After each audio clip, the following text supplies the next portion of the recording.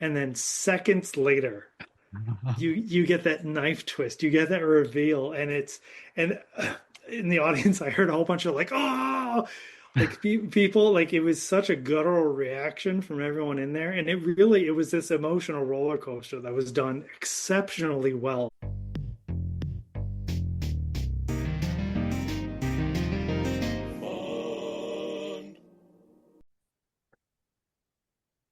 Hello, everyone, and welcome back to another episode of Friends Occasionally Not Disagreeing. Today, we're gathered to talk about a little film that's tearing up the box office called Spider-Man Brand New Day. Directed by Destin Daniel Cretton, director of Shang-Chi and the Legend of the Ten Rings, and Wonder Man, and now Spider-Man Brand New Day. But before we get into the details of that, let's check in with our other hosts. We've got Cody, we've got Brett. Why don't we check in to see what you two have been up to? Well, we actually have like a joint story. I assume that's what Cody's going to want to talk about. And honestly, I think it means more to him. So I'm going to let him lead off with it. Well, yeah, so Brett and his family came down to Chi-Town, Chirac itself, and we went to see Guns N' Roses and Public Enemy on Wednesday night. And I really shouldn't talk to you two because you're really not famous enough to really bother with. But I guess I'll talk to you guys anyway. That was Thank you. fun. Grace us with your presence. Well, yeah, it was fun. The joke here is that unintentionally, I have been featured a lot on some social media accounts from Public Enemy, Flavor Flav, and Chuck D. I held a sign up at the concert for their set that said to Flavor Flav, "Thank you for supporting women's sports," and that has got quite a bit of traction online. They were pretty You're happy getting with it as memed. well. Yeah, it's pretty fun, right? Mike Citrick has now sent me several variations of the sign apparently I've been holding up, so he keeps changing that and having fun with that. Um, but yeah, that was okay. And then we also did the VIP experience that evening, so we got to go inside the little tent and do a couple retro video games and get some drinks. And we got a little, I wouldn't really call it a tour, which is kind of what I thought we were getting with part of it, but they took us out in front of the stage in the arena before everybody else was there, and they had I don't know, Brett, do you remember his official position? I'm just calling him like the stage manager for lack of a better term. Yeah, I feel almost like he was not even the main manager. I think he was like a higher up guy, but not even the main guy. He was just like a guy who was good at speaking with people and wanted Yeah. felt like he wanted to do it. The guy that they were like, oh shit, we need somebody to go talk to those people. Buffer Sure, me. it's you, so head over. But yeah, it was fun. So we got to talk to him, and then we got a picture taken, which I haven't actually checked if we got those pictures sent to us yet or not with one of Flash's guitars. Mm. And then we watched Guns N' Roses perform immediately when they were supposed to, Yep, except right on time. No not problems at all. quite. We had a pretty long wait. I didn't check exactly, but my estimate I think was about 80 minutes. It was quite a chunk of time in between Public Enemy and Guns N' Roses. We joked about going to get drinks several times, chose not to because we thought they'd be starting soon. Joke's on us, they did not. And then we were parched for the entire rest of the 3 hours we were there. So, but it was fun. It was a really good, I think, opportunity to get to see a band that, like I said, we've known forever, so it's kind of cool just to see them even in the current shape they are in, which for really all but Axel, I thought they were all fantastic.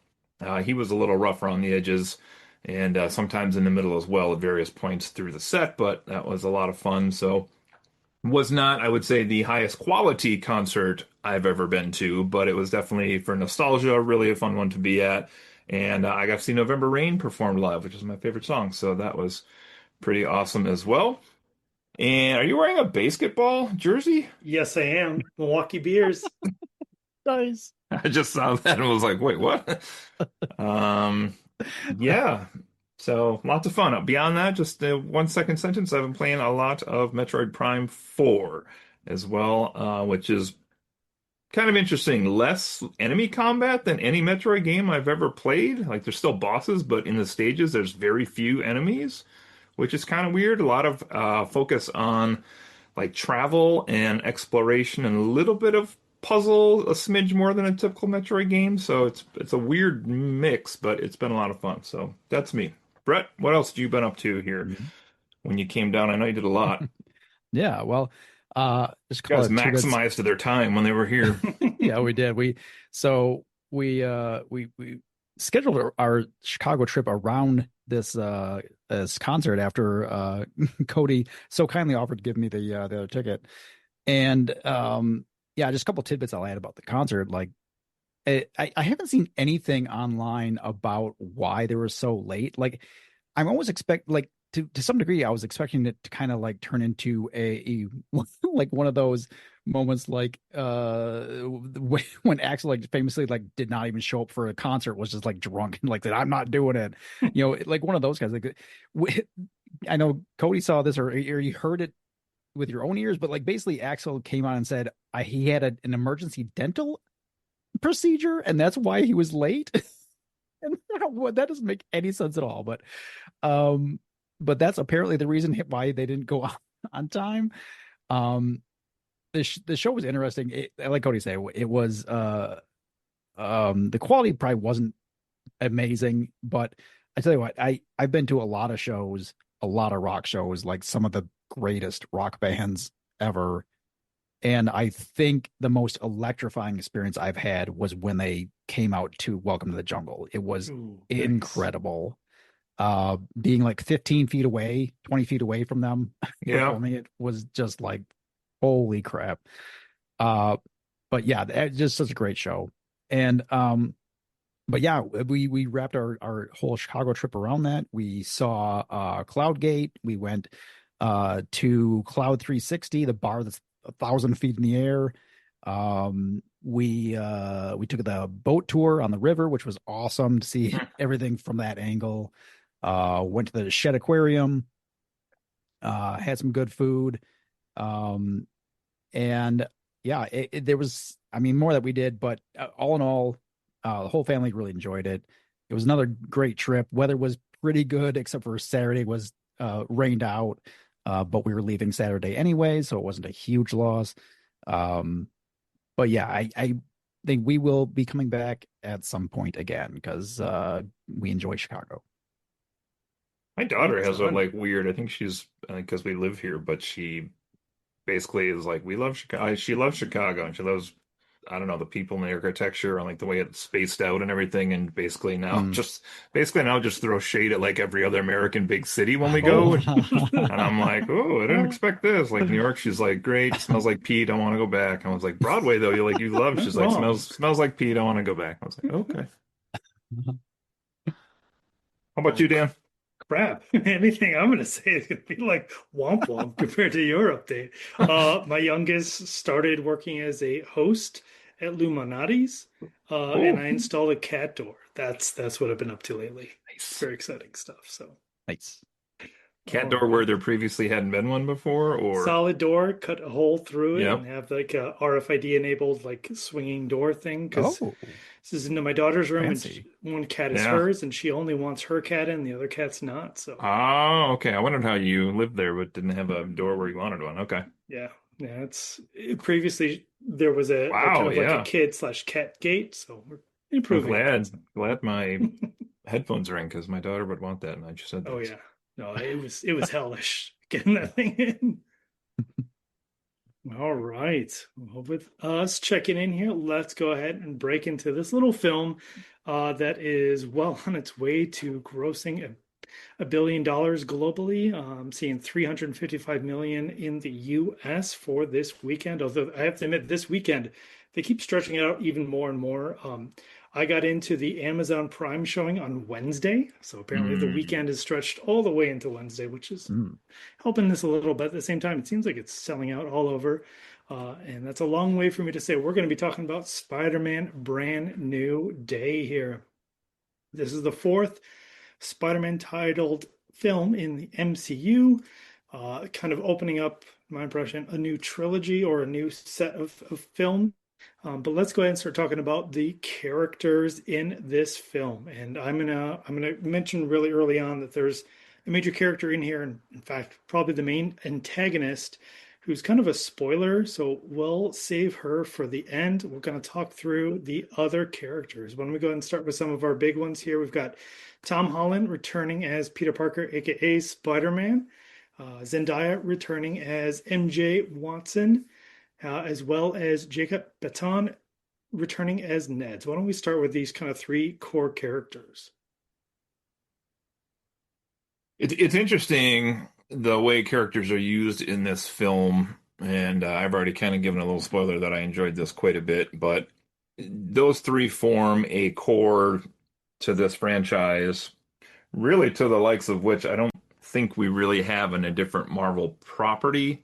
Like I was trying to think of this as it was going through, like the Peter and MJ storyline in this series.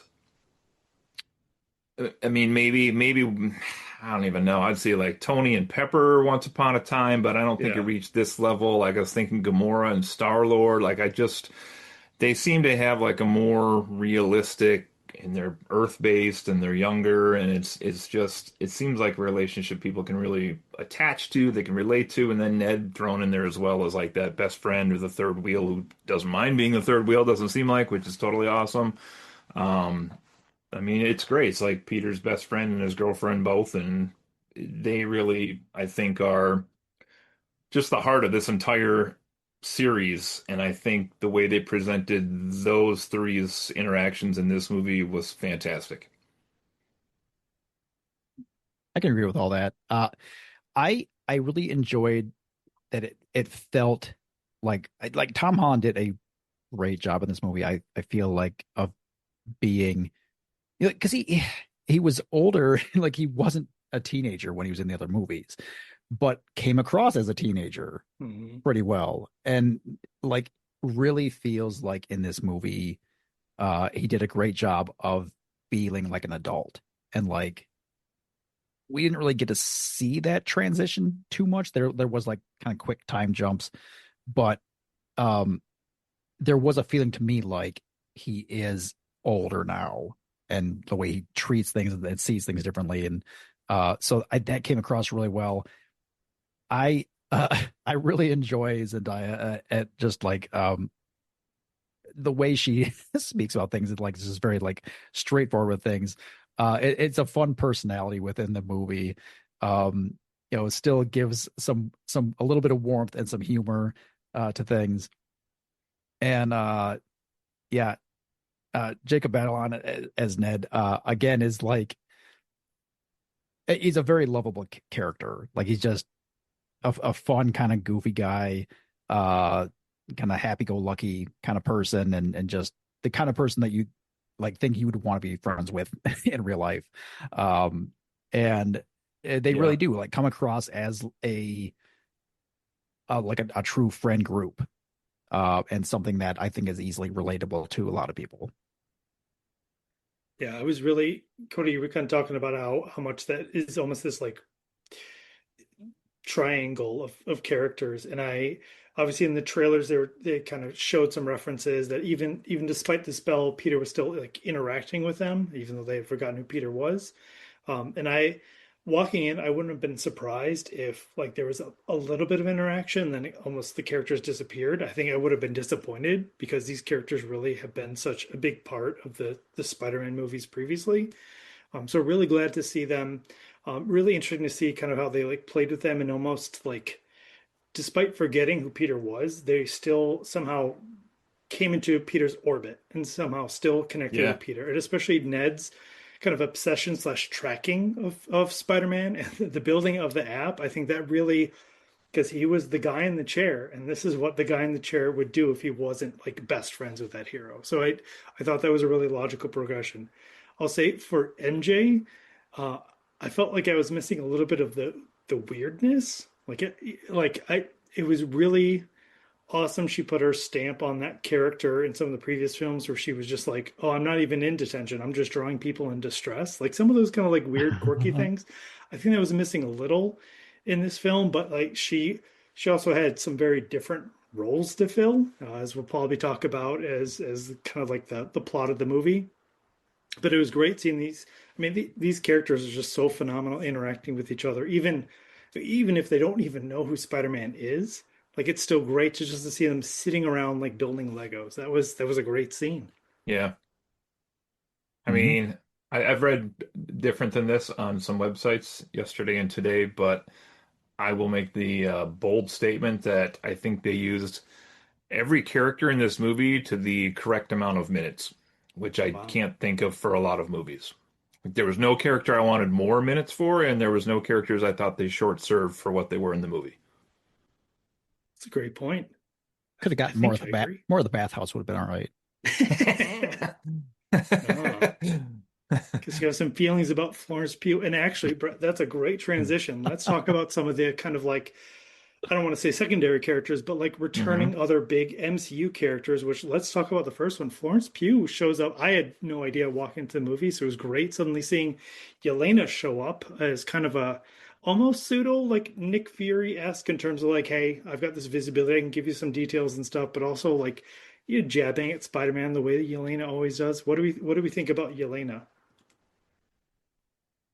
Yeah, I also don't like she wasn't in the previews at all. Was it like that was a complete surprise for me. So that was a really fun to see. I thought like she just her character is very very fun on screen. Like she's very like not like very personal with things. And like she spends most of her time on screen is technically like naked most of the time in a bath. So like and she didn't like there was like no indecency about that. She was like, yeah, just in a bath. It's cool. Um so yeah, every all the her time on screen was very fun, like all every second of it. Do you think Florence Pugh like negotiated that? Like, hey, I just want to have it be a spa day all day while I'm filming. I could see her That's pulling an good. Yeah. angle. I'll also say I don't know. I didn't even catch it when I saw it. I was kind of like seeing Easter eggs afterwards. Her handle when she was starting up the Zoom meeting, kind of the second time she was talking with Peter, was Noodle Lover, like 001 or something like that, referencing like how much she Oh, loved mac and cheese and Hawkeye. And I thought that was a really great little detail. that's fun. I didn't catch that. Nice. Yeah, this is, and I don't, yeah, she's not in the trailer, and this is another point I want to bring up about why I love this movie so much. This movie was the way they handled the publicity in the trailer for this movie was the opposite of what they did with Brave New World, which was a terrible movie. So I'm not trying to compare the movies that way, but like we reviewed that movie, and I said, if they had not revealed the Red Hulk in the trailer and like made an actual fun surprise for the movie, it would have been great. This movie is entirely set up on the idea of like, here's these posters we've been putting out, here's the trailer we've been putting out. All of that was subverted in this movie, and I loved that. Like it was all red herrings, misuse of time in the movie, characters do not match here and there. It was fantastic. Oh my God, I thought I knew what I was getting, and I guess I really didn't know what I was getting, and I loved it. I want to emphasize that point because there was obviously a lot of like internet speculation, especially in that scene where Spider-Man's like kind of like slow-mo flying towards the ninjas. Everyone's like, "Oh, there's space for all these other characters." And I will mention I walked in dearly hoping Daredevil would make an appearance. There's some Mm. tangential connections, but obviously he didn't show up. I really thought he was going to be there. But Cody, to your point, when it appeared on film and it was just exactly as in the trailer, I'm like, God, they got us. They knew exactly how the internet was going to sit there and spin and speculate, but they were Yep. like, no, we're going to give it to you all, but you still don't know what's happening. Yeah. All right. Speaking, we'll continue on the theme of returning characters. We have Mark Ruffalo as Bruce Banner and Hulk.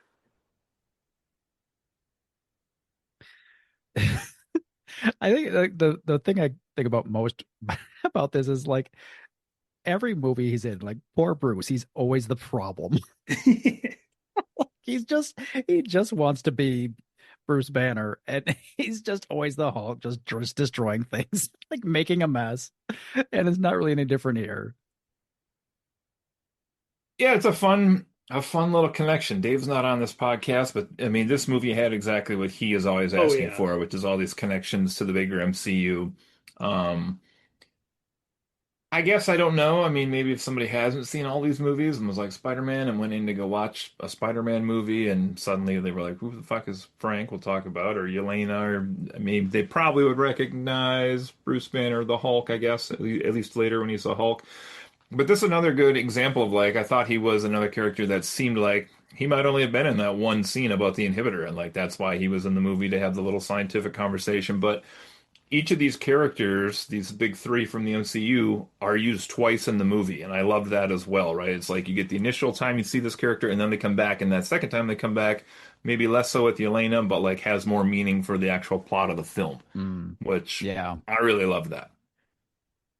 Yeah. Yeah, I was like Hulk was like legitimately terrifying in this Oh movie yeah. in moments. Like uh he's been in a bunch of other stuff and has been like very fun in the action scenes, but like even in like that scene where he's chasing Black Widow like on the helicarrier, like even that didn't feel like his moments in this movie did. Hmm. Oh yeah, I loved literally the lighting in the scenes with the Hulk. Both, we'll obviously talk a little bit more about like both mind controlled and unmind controlled. Like the lighting just made him like a true monster and a true like terroristic thing to be like really afraid of. And I was genuinely worried for Spider-Man at a few moments there. I'm like, holy crap, what are we going to do about this? So I thought like bringing that villain in, especially or not villain, the character in to serve as this like pseudo villain was a great way. It was also a way to like up the stakes and kind of like I I I thought it was fascinating. We'll obviously talk about the main antagonistic here, but like using the Hulk to try to break into the vault. Yeah. That was kind of a great way of like, hey, if bombs aren't going to work, I guarantee you the Hulk's going to get through this eventually. I thought that was really really creative. And then I had some additional, like, I loved Grandpa Hulk in terms of like the graying and just following what Mark Ruffalo's current status is. That is something the MCU Hulk is just so great at that, like, it really makes you think, like, that is Mark Ruffalo as the Hulk. Like, they do such a great job personifying him. And I'll also say that I think this was the most Jack we've seen the Hulk in like any film. Like, holy crap, he was tall and buff. Yeah, somebody said, I don't know how they measured this, but somebody said it was his biggest time in the MCU other than when he was fist punching Thanos in that one scene on the ship. They said Yeah. otherwise, like it's the biggest Hulk that's ever been on screen. Mm. I don't know how you measure that, but I read that someplace. Some kind of weird scale. And also, Right. again, focusing on the lighting, the Gray Hulk, which is kind of like an old thing from the comics and literally dictated by like the printing and how much ink they could use. It was great. The lighting kind of like gave that almost like hue of Gray Hulk. So like that Mm. felt like the kind of the way they got into the MCU, which I thought was really cool.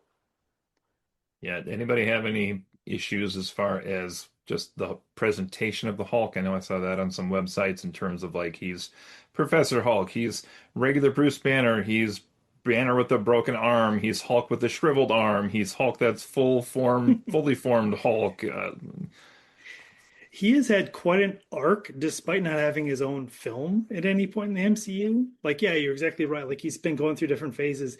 It probably wouldn't be a bad idea to have some kind of conclusive, because I've heard obviously like the extreme nerds talk about like, well, he had to do like he had to get back into Hulk to like heal his arm and blah blah blah. Right. There's a whole bunch of stuff. So I think that there's probably a way you could string it all together, but it is, especially if you watch any of this out of order, you're like, wait, wait, wait. Like he has an inhibitor here, but not here, and his arm's still broken in this one. I Mm. think this feels like, hey, we're just gonna kind of reset and get Hulk back to the common set. I Yeah. will say towards the end of the film, him being carted off, I don't know where he's ending up. It would be very interesting to Ooh. see like what is Bruce Banner end up in after obviously the events and the fights. Yeah, I didn't think Yeah. about that. Yeah, Yeah. I'd never even considered the fact that like when the last times we saw him, his arm was basically dried up and dead Yeah. from snapping into the gauntlet. Hmm. Yeah. All right. Continuing on, these kind of reoccurring characters, and this one is probably a lot more interesting because we're going to talk about Frank Castle here, the AKA the Punisher, who has never been in a major motion picture MCU. He's always been reserved to appearances in Daredevil or his own series or his own one shot, which we have a whole episode talking about, One Last Kill. Let's talk a little bit about John Barenthal's Punisher in this film. Phenomenal.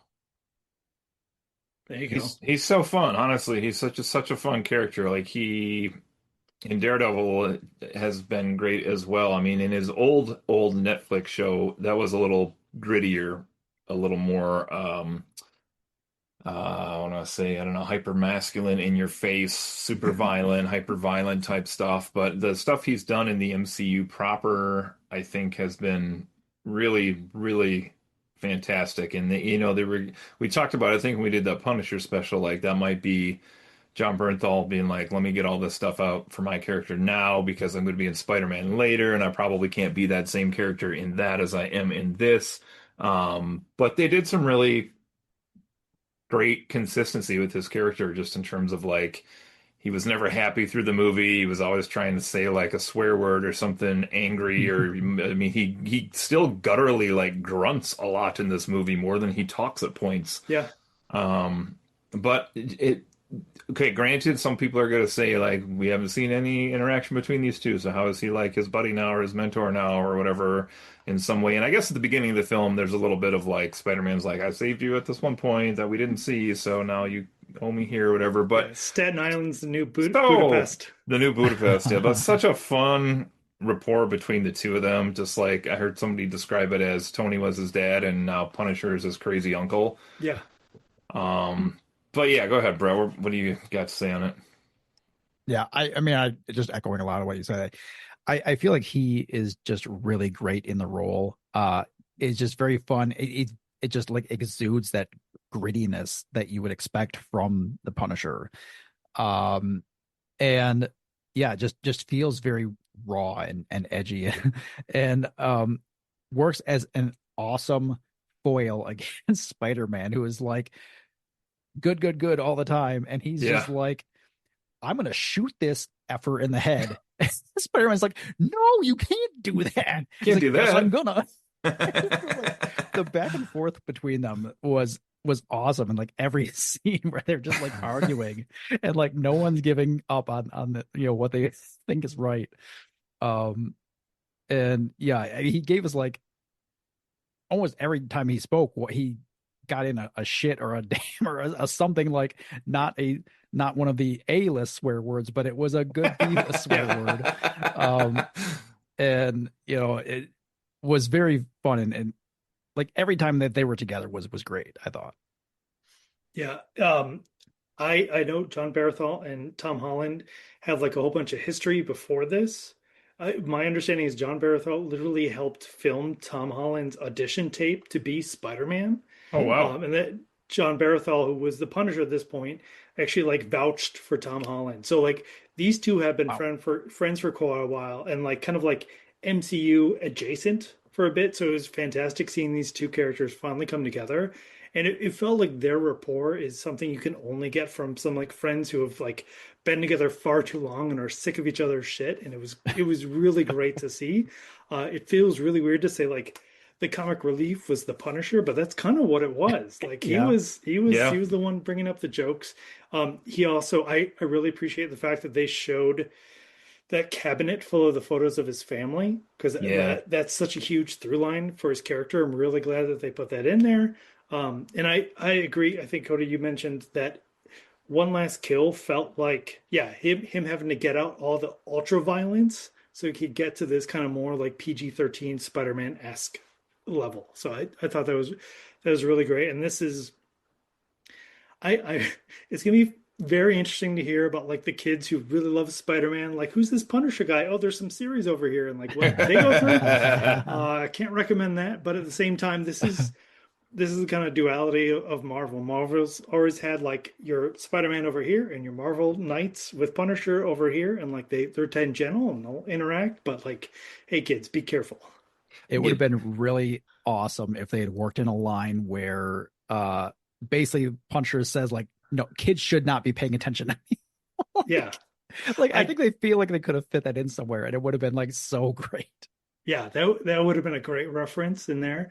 I also say I was hoping for, and this is just because they did it in the comics, and I'm gonna get like suddenly political here, but like the Punisher emblem that is shown by certain people, like in the not the right space, they in the comics they've had Frank go like, hey, like that, like I'm representing something that you shouldn't really be encouraging. And I'll just reference the line that like if you have a Punisher symbol on something, you probably are not like a comic book fan. You're just a racist. Probably true. But this Um, is, oh, go ahead. I was just gonna say his one shot is called Punisher One Last Kill, but I'm pretty sure they still have not actually referred to him as the Punisher still in the MCU. They didn't in that, they Oh. didn't in Daredevil, and they don't in this. Yeah, they certainly never said the name So of it, but he's just Frank, which I guess maybe that's how Disney gets around the kids being like, Punisher has his own TV show. Well, Yeah. maybe if you saw his face, I guess, but yeah, he's never only even ever said his last name that yeah, I can recall. he's only Yeah. Frank in this, which is both funny from like Spider-Man's perspective, Spider-Man's like Frank instead of Punisher. Um, but I also want to shout out the scene with just him, was at his little like boathouse hideaway type place with him and MJ and Peter. Just again, like fantastic character writing though, because there were like things that he was calling them out on or Peter on, and MJ'd be like, "Who's this guy? He's an asshole," or whatever, and then she would tell Frank to go do this thing, and Frank would be like, "Ah, fucking you're right, I'll go do this thing or whatever." But then there were moments where like Frank talked to Peter too, and he's like, "What are you doing? Like, I've seen more of the world than you have, and I've experienced even worse stuff than you have, and like, don't do this decision and this decision. Go do this thing." And so it was really interesting way to have him like actually use that like rough life advice again and like that mentorship role to Peter. But like the three of them as like a little weird personality dynamic was really fun to see, I think. Yeah. Yep. I love that MJ line of like, I like him. Because Yeah. that Right. seems like she would. Yeah, because like it's very like logical and no nonsense. Just like this is what needs to happen. We need to Yeah. do that. Yeah. Yeah. I also like having him have that base that's kind of like near New York City, but like far enough away that he could set up the traps and kind of like have his own like little installation. It felt very Frank-esque for him to have that base. So I thought that was a great additional detail. Yeah, I liked there's just like a 1 second scene where he was like walking along the shore with like this big ass gun that he's Yeah. carrying, and I'm like, all it would take is like one person from the city to like look across the bay in binoculars and be like, hey, what the fuck is going on out Yeah, there? what's that? But I love that. Okay, let's move from, well, there's a couple repeat characters we can talk about really, really quickly here. We got Michael Mando as Mac Gargan, aka Scorpion, returns after his kind of like little cameo slash prelude all the way back in Homecoming. So what do we think about the return of Scorpion? Not a lot to say on the actor or the role, but this was again just a fantastic psych out on Disney's part because I thought he was fighting these like three or four little bad guys in this film, and I guess technically he does, but Scorpion being the biggest of them, which we see for a couple scenes, but even in the scene where he's used in the movie, you could say like it's still part of a larger plot, which I thought, just like the Hulk, I thought was a fantastic way to subvert expectations and trick the audience. Mm. Yeah, I mean, there's not a lot to say about the character here. The performance felt fine. It basically was just standard bad guy. Just someone to be an antagonist and threaten Spider-Man a bit. Because he really wasn't given a whole lot more to do than that. Uh, but I mean, the character felt fun and like, yeah, it wasn't just like a pushover. And I love at this point in the MCU, they don't even need to explain where the hell he got that scorpion suit. They're just like, look, this tech's around here. Let's just get to that. And that I also feel that applies to the other kind of like montage villains, which were great. I definitely want to acknowledge how many comic book covers they managed to get in slow Yeah, mo. yeah, that was And fun. they really it was fantastic. It made me think of the Fantastic Four had a moment where Reed Richards is kind of like, well, I took care of this villain, this villain, this villain, this villain, and it felt like the nerds are going, okay, check, check, check. Okay, you got all the major villains, and this was a great way to kind of quickly run through the massive rogues gallery that Spider-Man has. I mean, like, Tarantula is never going to be a significant threat in the MCU, but at least he showed up, so that's something. Sure, Yeah, yeah. he's part of the real thing now. Yeah, he's in there, and like they don't have to explain why he's got that weird claw thing on his foot. Ramrod was in the film, for Christ's Yeah, sake. And I was about 5 seconds ago years old when I realized Ramrod was a character in anything. So there's that. Yeah. All right. A couple of the characters before we start getting into spoiler territory. I definitely want to call out Liza Collins Zayas, who was Jean DeWolf, or the police chief, who was like one of the few AKA friends that Spider-Man had at the beginning, in terms of him calling her up, talking to her, and her even like being like, "Hey, you're doing this too much, Spider-Man." I know she definitely came on my radar in The Bear, as one of the chefs that kind of like started a little Mm. bit less experienced but like grew in the series. It was really fantastic to see her again and see her get like kind of like this bigger meteor role, but also kind of being a little bit of a mentor to Spider-Man. As far as like, I liked the performance, the character, and like the interaction threw me a bit, and I maybe maybe you could maybe we can kind of clear this up together here. Like, so I mean, vigilantism is still illegal at this point, right? So the Sokovia Accords would say yes, but at this point, especially with the whole like Thanos thing, I think that there it's I would not be surprised if certain like divisions of different law enforcements kind of like look the other way, or maybe like are a lot softer on the Sokovia Accords elements. So at this point, Peter or Spider-Man uh would be like, what do I want to say? He's breaking the Sokovia Accords because he's not said who he is. No one knows who this major character is. So you're right. Like technically, they should be arresting him, and I think they kind of joke about that once or twice Mm, in here as well. But yeah, they're definitely being like, "Hey, we're going to look the other way because you're doing so much good." yeah, but I mean, I enjoyed the interaction between her and Spider-Man and how she was basically just like his boss. She's like, "Hey, go handle this, please." Uh, and you know, it was fun to see that interaction between them, though it did, like I say, it just kind of threw me for like that they were so close that literally they're just calling each other up just to chat about things, basically. Yeah, it seemed a little weird. I think that's where we get some of that time jump in there too, right? Like he's just been kind of off on his own for, did they give us like 4 years or something? Am I making this up? Did Uh, they? However long it took MJ and Ned to graduate from MIT. Oh, but were they graduated, or because I definitely there was a clip from Ned that talked about sophomore year at MIT, but I'm not sure they talked about graduation. So There, in my head, it I was 2 years. maybe you could be right. I thought I remember them saying like at one point like we're about to graduate. Oh, you know what? So like maybe it hadn't happened yet, but was like in looming, incoming. But MJ was applying for jobs at the end time of jump Yeah, at that brand that's new part. true day too. is four Yeah. years, it says. There you go. Okay, so that is through college. Hmm. So, well, for most people, There you go. not all of us, but most people. That's fair. Well, if you think about a coworker, you're at a job for 4 years, you're probably at that level of rapport with them. So Yeah. that's Yeah. kind of the closest he's got. Plus, Yeah. he was kind of clingy. It was like, yeah, it was the only friend he had. Put friend in quotes there, I think, but Yeah. Yeah, that's true too. which is a little weird. I mean, I love how it served its purpose for the plot of this movie, but 4 years, like you could make other friends still Yeah, as you could. Peter. You just, Didn't. yeah, I guess so. Why don't we put a pin in that? Because that's definitely a theme I want to talk about later.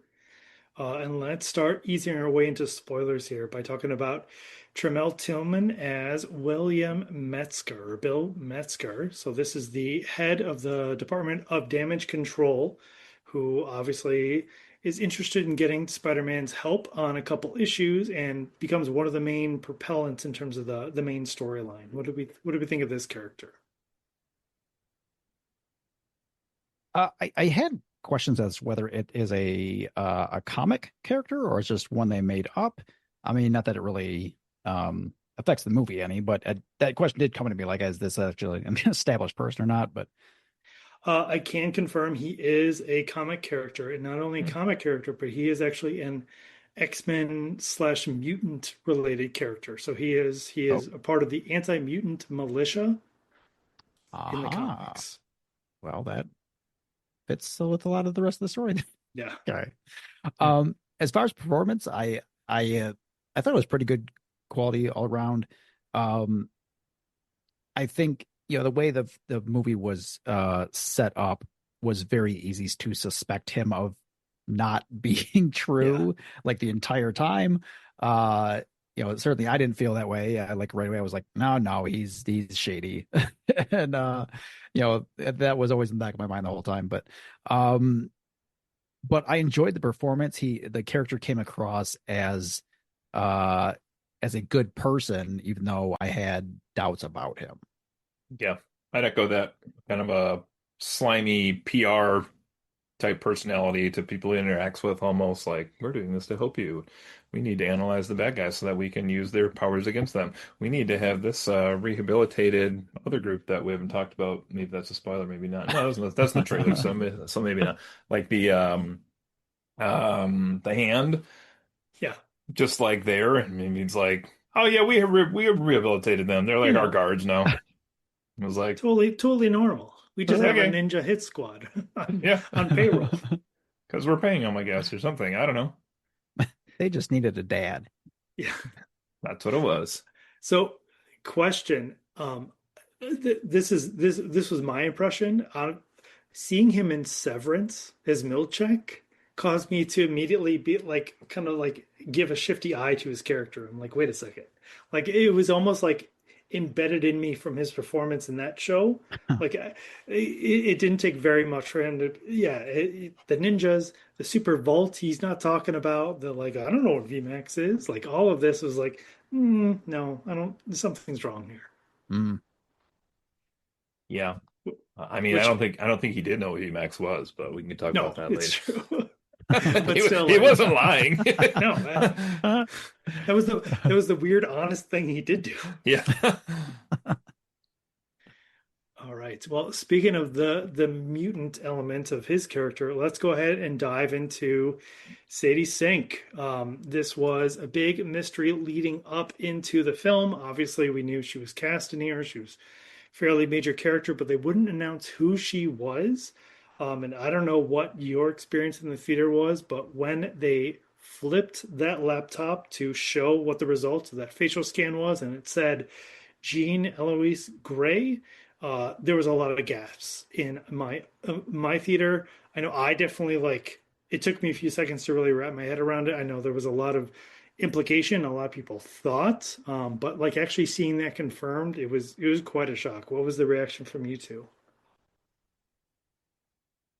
Very similar. There was definitely some light chatter like in our theater.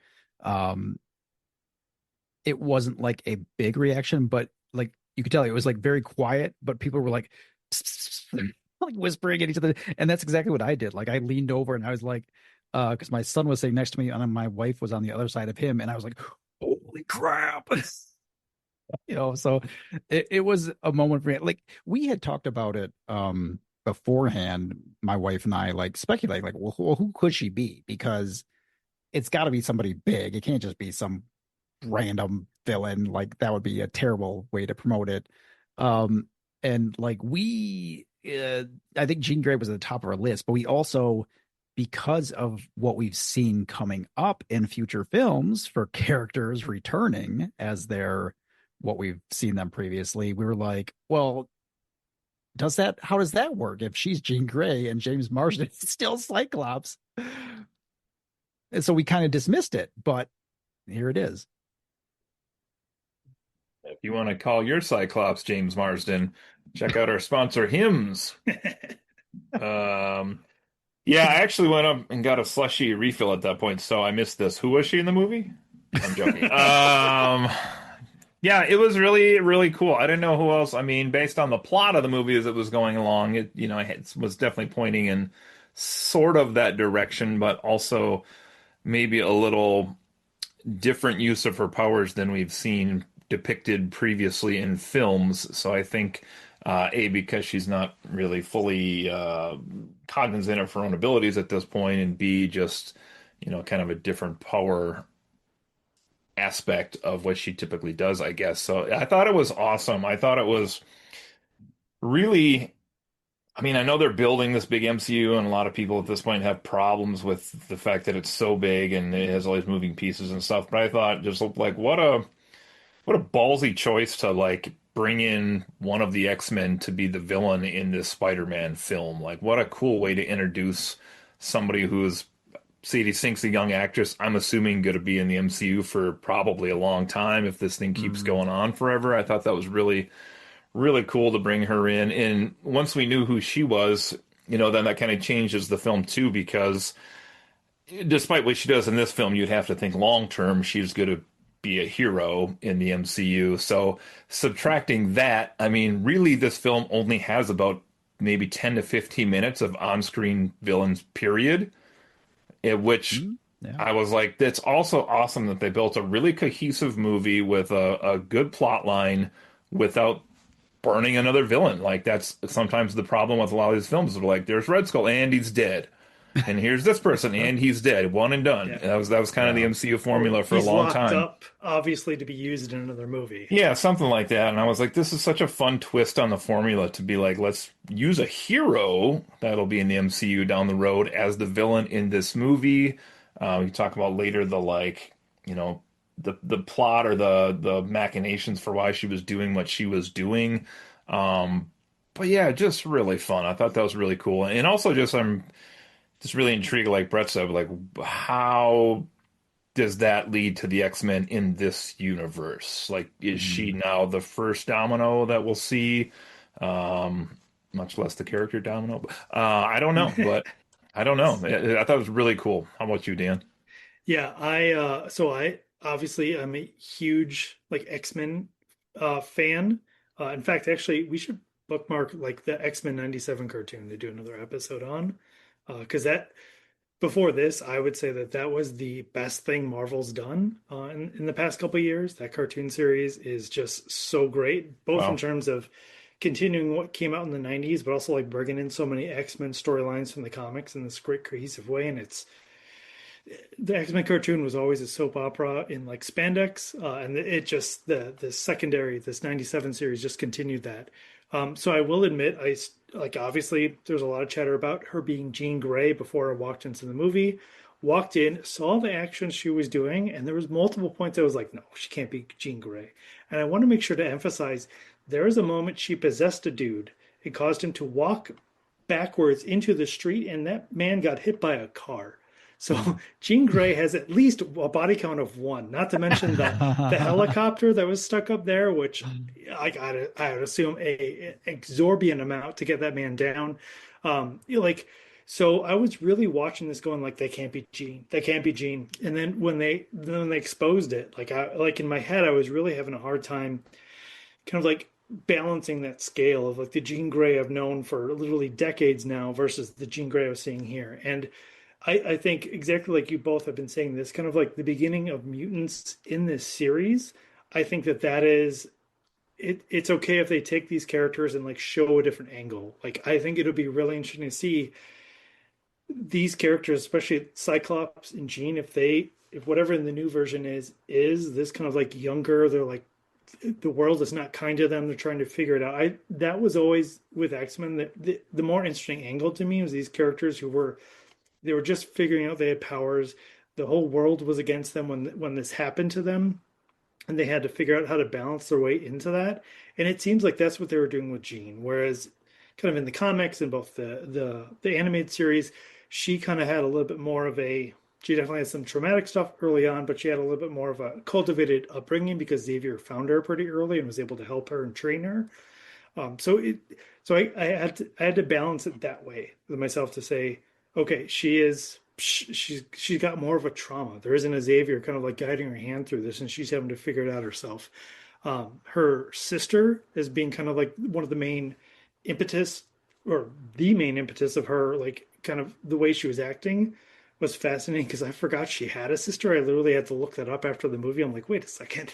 Oh, I didn't know she Um, did either. So yeah, Yeah. in the comics she does, but like to be clear, never had powers and definitely didn't like get taken away okay. by some group. So it's interesting how they're twisting it, and this does exactly like you both were saying, like begs the bigger question of like what are they doing with mutants in the MCU? I will mention that Kamala Khan, Ms. Marvel, did get kind of referenced as having a mutation, and in the comics, they did eventually give her the title of a mutant. So she kind of gets the title of the first mutant in MCU, but like this is like the first of the big characters as a mutant in the MCU. And I'm excited for what this is going to be. I also wonder if this Jensen has come out as saying like, "Hey, why am I not in Doomsday or Secret Wars?" And I wonder if this is like an element of it too. So it's interesting to see where we're going to go. But if they are able to capture this, I don't want to say entirely teen angst, but this kind of like coming of age and like having abilities and powers you never ask for, but kind of forced upon you, and immediately puts you into a group that has pressures and enemies immediately. Like that's the essence of the X-Men. So I'm kind of okay with Jean being in that place if that's what they're going to do with her. Mm. Yeah, I thought it worked really well in just in the fact that she is young in this movie. Yeah. And it was very Hmm. believable for her to kind of have that view or just the way she was acting. And was able to pull off that villain angle pretty well. I legitimately thought for a while that we were actually going to get Phoenix for a moment in this movie, and I was like Yeah. vibrating in my seat. I was like, "Oh my god, this is gonna be amazing!" And like because they were definitely were like heading that were towards that way where she was just going to go like full evil. At I thought what she was. We'll talk about that later probably, but when she was basically being tortured, I was like, "This is the moment." Like she's gonna like kill hundreds of people right now. But yeah, overall, I thought the performance was really good. I really enjoy her just as an actress, and the way they brought this character in was great as well. Agreed. Yeah, well, speaking of those moments, I've actually got a section in the rough script here to talk about moments.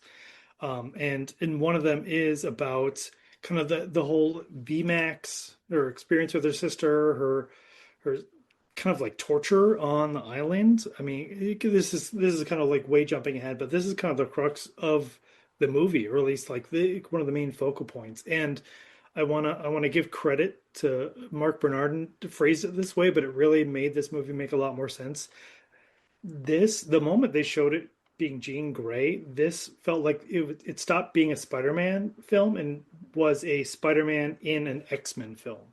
Like Hmm. it kind of like it took over, and because of exactly like you're saying, like they became kind of about like her journey and her getting captured and what experiments they did on her and the kind of like how she had to adapt and kind of get through this transition. And Spider-Man was almost like helping her through that. That's what the film became Hmm. more of for me. I wouldn't go quite that far on my end. Like it's definitely still Spider-Man, but it was really interesting when I see you also have listed on here the Aunt May speech because she's hopping into all these people's minds through the movie. Well, we don't see 99% of those, but the couple people we see, she tries to hop in Peter's mind. Somehow he's able to boot her out. And then also, when she does kind of get in later, she sits down through the speech we had seen with Aunt May earlier, which was interesting because like she's not in this movie per se in the living world, but like is extremely instrumental in the plots of this movie, which Hmm. was like what I'm saying. Like I didn't need any more Aunt May than we got in this movie, and she delivered exactly what we needed to do with her spots. But I thought that was a really cool that obviously is not in the comic books, which is like Spider-Man's aunt preventing Jean Grey from like blowing up half Yeah. of New York City. But I was like, what a cool way to substitute, that loving, caring figure that she didn't have in her life due to circumstance and like get her to de-escalate that situation. I thought that was really cool. And then she knew who he was right away. She kind of understood how he was brought up right away, how there was this other way to do this. And that other people, in your life could be there for you and to kind of show you love, basically, which, not, it kind of sounds like they were given up by their parents and what she was saying there. But yeah, awesome. Well, that was awesome. Yeah, I'll describe it as like a highlight of this film. I literally was thinking while watching that, like I didn't know I needed Aunt May talking to Jean Grey, but like Hmm. it worked so well in terms of using Jean Grey's abilities giving her like that moment she needed. If it wasn't Charles Xavier kind of like leading her through this, Aunt May was a great replacement for that. And then also like it gave more to Peter in terms of like we know how instrumental May was in Peter's upbringing and like where his ethics come from, but like giving us even more detail because obviously they kind of replaced Peter with Jean as you're watching that, but like Peter in real life or in his life was sitting there listening to that, having that conversation with Aunt May, and it really like it kind of worked on multiple levels. Yeah, I have no problem saying that this movie brought tears to my eyes a few different times. In this particular scene, when I realized that like they had just finished giving us the backstory that that Jean Grey's mother basically abandoned them because she found out that they had powers and like she Hmm. didn't have a mother and we don't know where her father was. Uh and then like immediately after that, they like Aunt May basically gets to be a mother figure to Yeah, Jean Grey. And I was like, holy shit. Like that is a masterful bit of story writing. And I wept openly in yeah. the theater. Like, holy crap, that was so powerful for me. Um, yeah, it was like the moment that made the movie for me, I think. Agreed. Yeah, it's a fantastic part. Actually, reminds me just now in the moment thinking about a little bit of when in Thunderbolts when they all kind of went to like hug Century and like help him through all the stuff he was going through in that movie too. It's kind of a similar like Mm, this doesn't go to the darkness that movie went to per se, but kind of a similar like there's Yeah, other people out there that can help you in the moment type thing. Yeah, can we talk about VMAX for a split second? yeah. Let's do it. So the whole movie, she's like looking for this thing VMAX that her sister, I guess, like telepathically sent to her more or less, and the damage control people were like, we don't know what the fuck VMAX is. And so I'm thinking like, what the hell could VMAX be? Also, did anybody else just get like 2% taken out of the movie because she was looking for something called Max and she was basically using Vecna's power set in this That's film? I was like, wait hilarious. a second, she's Vecna now. But anyway, that was just an unfortunate coincidence. But I was like, what could this be? And like they kind of I kept I had a psyching it out. I had a similar moment in my head. I was literally trying to figure out how I could make X-Men out of out of those letters. This I is mean, yeah, okay. So this okay. is what I was telling my family when we got out of the movie theater. So I was sitting on the left side of our family, and I had shorts on, and I was taking my finger and I was writing on my leg, Yeah, trying to because I thought VMAX was supposed to be upside down and it was X something, and I kept trying yeah. to figure out what it was. And I was also trying to, I like in my head, I'd already gone far enough to be like, well, A upside down is Roman numeral 5, X is a 10, and I was like trying to work out some kind of math code with this too. And then none of that turned out to be the case. But what a cool psych out reveal, though. Yeah, Still, I have so to be like, yeah, it's definitely something that could have like ended like, oh, I'm really mad. But this, especially with the way they kind of showed it in terms of like Jean sitting there and obviously the same position her sister was in, with the realization that like it was just this. This was kind of like her last panic moment rather than like, yeah, hey, this is a major message. You need to break this down. I ended up being like, okay, that really helped. And it also really helped in terms of this is why Jean is raging because like not only is that confirmation that her sister is dead, but like her last couple of moments were in this like hellish position, seeing this thing.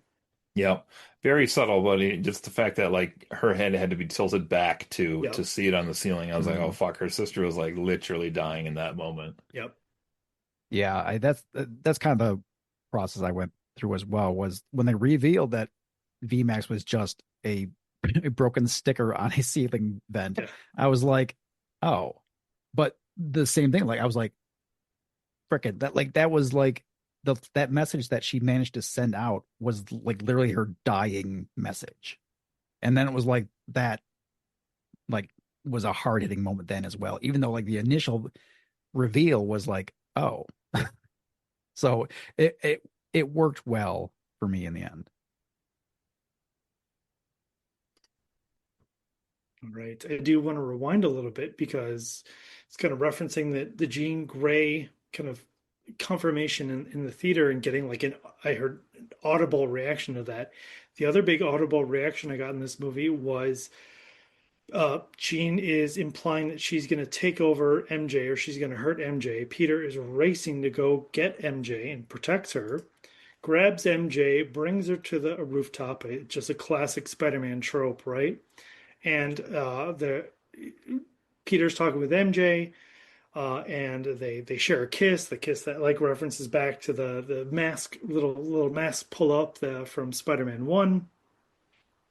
MJ says Peter, and in that moment, you're like, oh my God, she remembers, like she was able to get through the spell. I heard in my audience a whole bunch of people going like, oh, like she figured it out, like this is so important to her.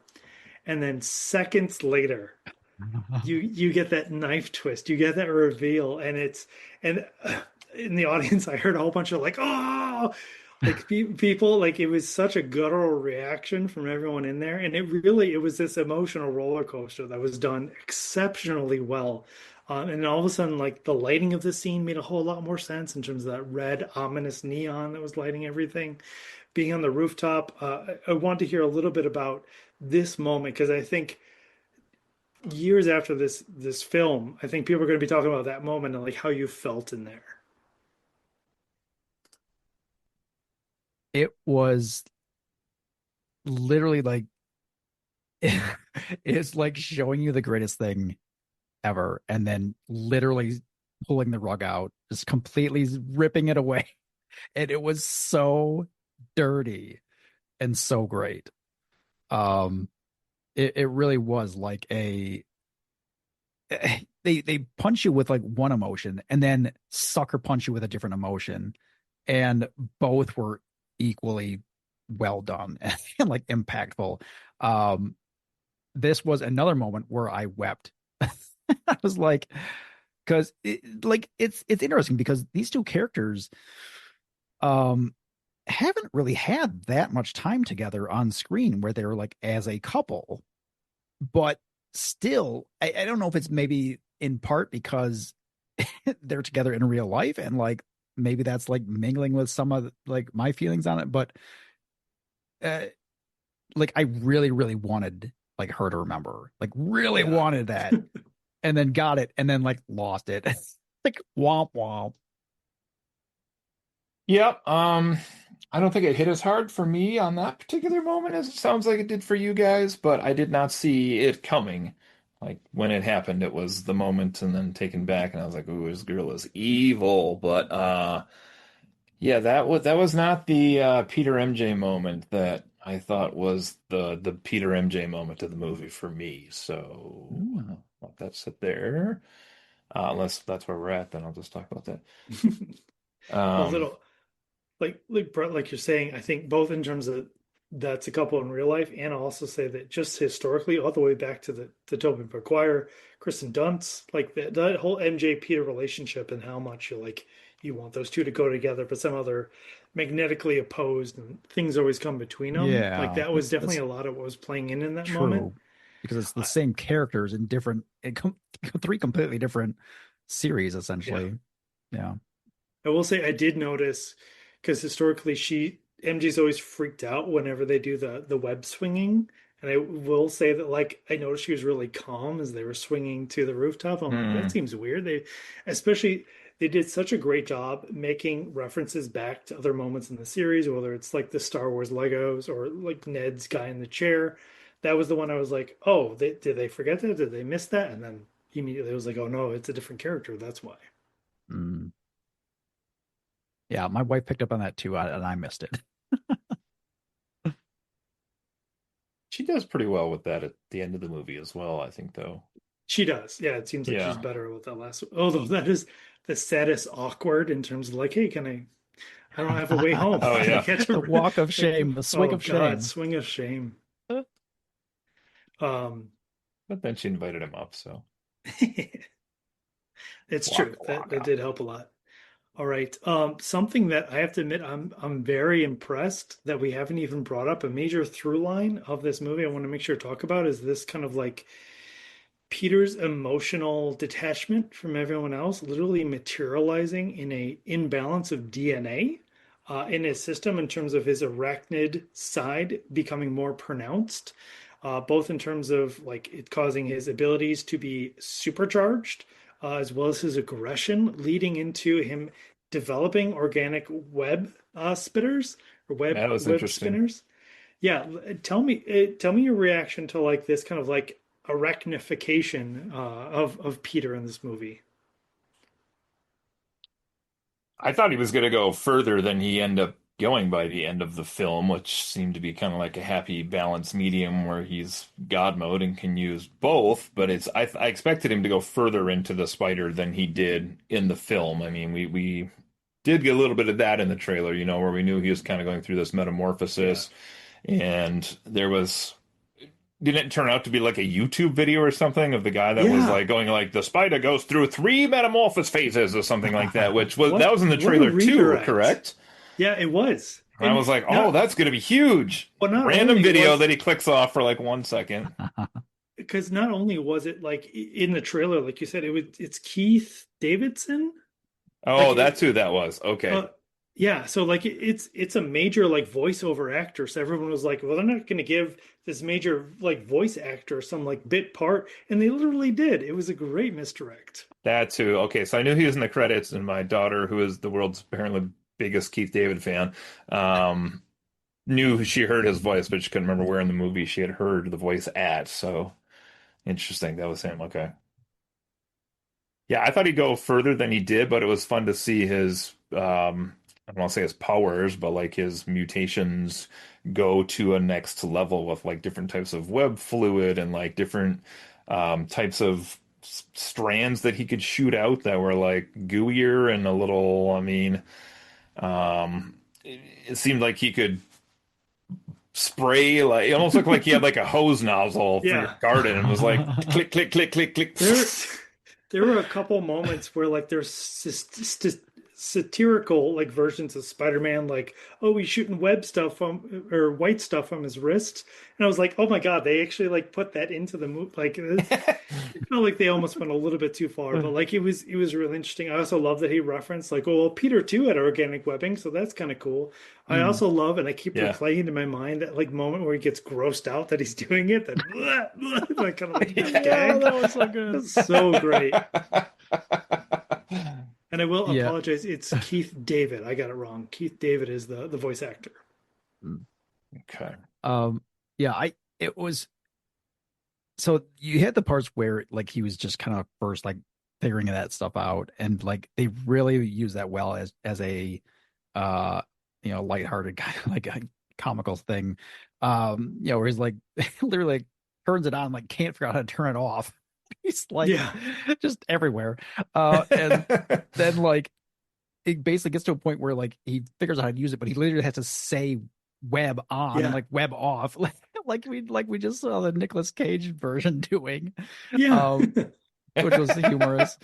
And like it was fun. And then the darker side of it, where like he's basically kind of going to over the dark side, basically, and like to the point where he doesn't really take into consideration other people and is just like destroying stuff. Like they did an awesome job of just like lighting and stuff in there too as well, where like he really looked menacing. Yeah. And it just didn't just feel like, oh, regular Peter Parker doing stuff dangerous. It was like, oh, that's like a different human being right now. So I that was all done really well as far as I'm concerned. Yeah, Yeah. agreed. I also love because in No Way Home, Peter 3, Andrew Garfield kind of references that like, hey, I stopped pulling my punches. And this gives you that exposure to like no like Spider-Man in his regular fights, he is holding back. He is not doing as much damage as he could. And this gave you that illustration of like, hey, it's not going to take much for him to like be ripping mechanics apart, be like destroying cars. Like it was Mhm. great in terms of going making you realize how much control Spider-Man has to do on like a regular basis to make sure he's not killing people. Probably could have used a little more of that when he was fighting the Hulk. Probably. Probably could have let himself go a little bit more. All right. Checking in on a couple major themes here. There in the MCU, there's not a lot of secret identity characters, but this is obviously a major theme in here in terms of him being able to hide. I'll mention his commitment to hiding his identity from wearing his mask in the hot tub with Yelena, despite her seeing the belly button, so she's not entirely That secret. was a great line. All the way into the hospital and him like kind of like working with Frank to kind of escape stealthily. Like there's not a lot of other MCU films. I would say Daredevil, but obviously that's not MCU proper. That kind of like talk about the hidden identity element. So what did we think about the hidden identity in this film? Yeah, I mean, I guess you're right. I didn't really consider there is a lot of superheroes in the MCU who are just the superhero outright, or Captain America. Like obviously, people know who he is with his half cowl or whatever you want to call his mask, I guess. Mm. So that's kind of interesting. I was a little. I know Frank said he protected him at all costs while he was in the hospital bed, but Hmm. I was like, clearly a doctor put that breathing tube down your throat, so Yeah, like somebody has seen Frank killed you. him. That's possible, I guess. Just Spider-Man never opened the closet on the way out. There's like a stack of bodies in there. yeah, exactly. Which health insurance plan is Spider-Man on? Exactly. That would have been a great like secondary post credit scene. Yeah, A stack of That would who's bodies have gonna in pay there. been. for this? Yeah. Yeah. Uh, That's, I mean, yeah, it's a great point. I mean, his whole, I guess he is kind of the Marvel character who more than anybody else is like his storyline is his secret identity. Like to his family and then to his friends and then to other people now outside of that, the city and whatnot. But yeah, I mean, I guess I kind of like that. I'm trying to think of, I know there's other people particularly that have similar things like Batman obviously comes to mind as Yeah, a fair counterpoint to Spider-Man in terms of the identity thing, but it's interesting too because I don't know that we prior to that hospital scene had we seen Peter use Peter as a disguise before that? I don't think so. Like he just, Punisher was like, "This is all you have to do." Punisher again, the voice of reason, right? He's like, "Just use your natural disguise. Go out as Peter Parker," and he's like, "What? Oh, okay." yeah. I was sitting here thinking about that and like I don't know because like part of me is thinking so because of the spell like no one who knew Peter Parker even knows Peter Parker anymore. Right. So in his particular case, what does it matter so much if people know his face? But also, literally, the exact thing it was used against him in this movie. That like his connections to people was used against him. So it really was important, but also because of the situation he's in, like no one knows who Peter Parker is. Like it really doesn't matter. I don't think at this Yeah. point. He's a It's a flower bit, guy. yeah, exactly. It's crazy that you could literally say the superhero's name, Peter Parker, and everyone would just be like, "Who?" Like it's a Right. very Yeah. interesting position. Mm. And I'll make the quick call out in the opening credits when they show the Marvel logo and they're showing all the scenes from the previous movies.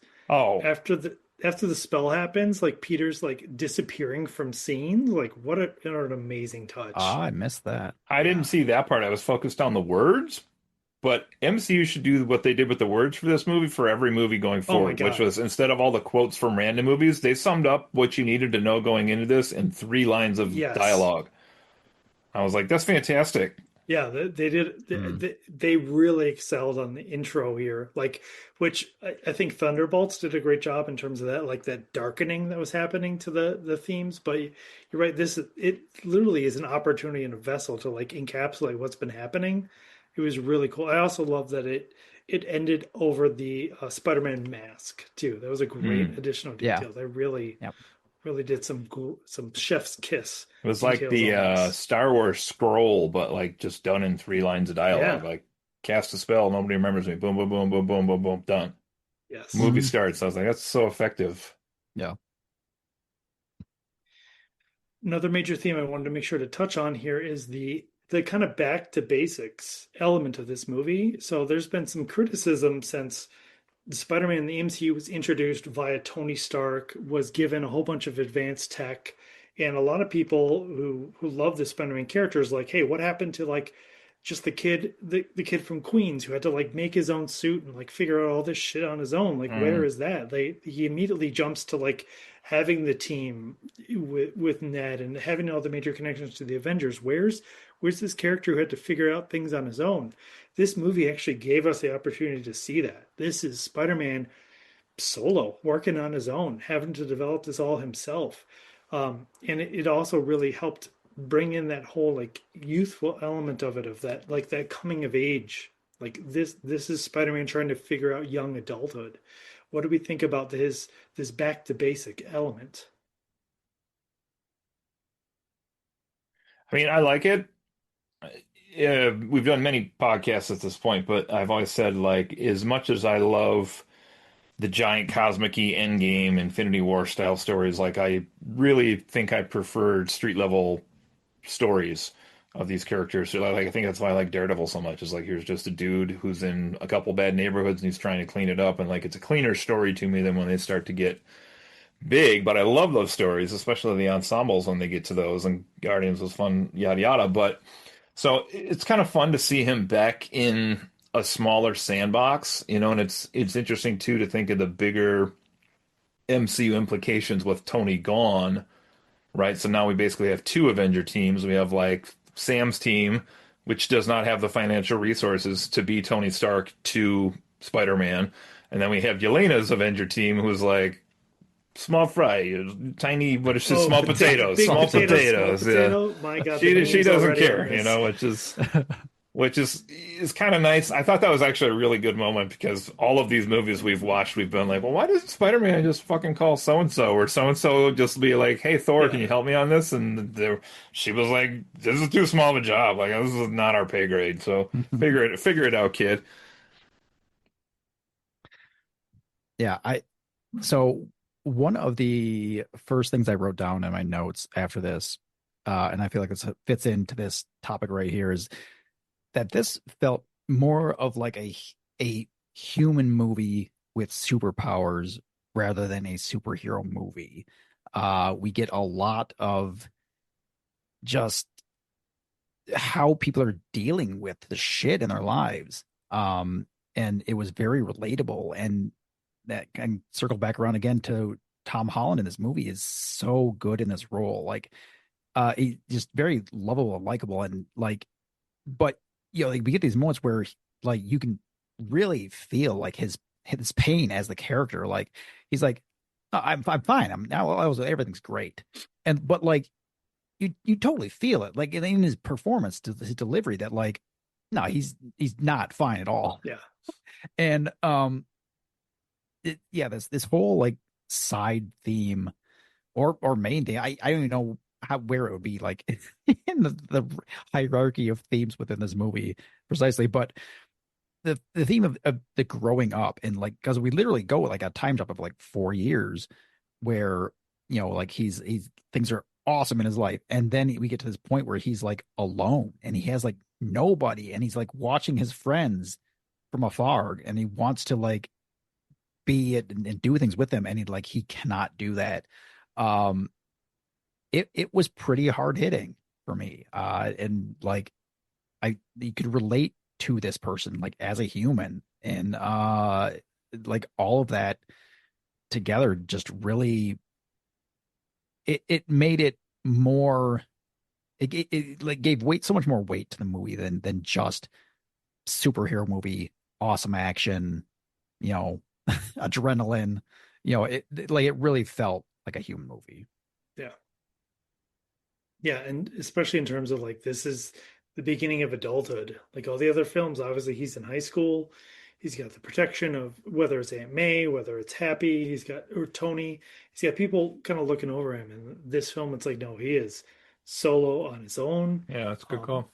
which reminds me, the theme of him continuing to buy flowers to bring to May's grave, that was really fantastic. What a great way to like add that depth to the character and remind him like and remind everyone this is what he's dealing with on a yearly basis is, hey, I can't have friends because this is what happens to loved ones that are close to me is that they all get hurt. Yeah, he hasn't forgotten at all. Yeah. Like it's like in the forefront. Yeah, it's quite a Yeah, time one commitment. yeah, I indeed. admired it, but I was like, man, every day. It's not close. Yeah. Um, One last kind of like theme slash question I wanted to ask. So, fast forwarding towards kind of the end of the film in terms of Peter and MJ. MJ has this speech to him in terms of going, "Hey, I found your note. I understand where you're coming from, but I'm not that girl. I'm not the MJ you had high school with because I don't remember any of these memories, and thus I'm not her."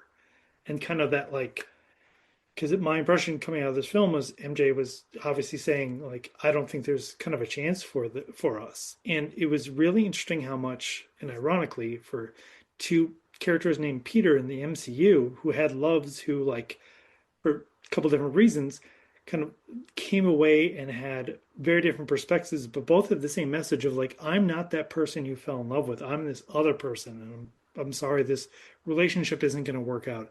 I want to get both your reactions to this the kind of like what seems like the ending of the whole like Peter and MJ in the MCU. Yeah, the mirroring with Gamora was it didn't hit me immediately, but it came to me later. I was like, oh, oh shit, that's like Yeah. basically the same thing. Certainly totally different because Gamora's a different person, different reactions to things. But um, yeah, I I think I would take it a little bit differently personally. I think that certainly in that scene in that moment, it was like, oh shit, like she's she doesn't she's not interested. Like it's kind of like a flat no. But also interesting that like um after that scene it like you can see her like summing him up, like trying to learn who he is and uh seeing if there is something there that she can work with. um and so personally I think there's hope that maybe within the next movie they reconnect. But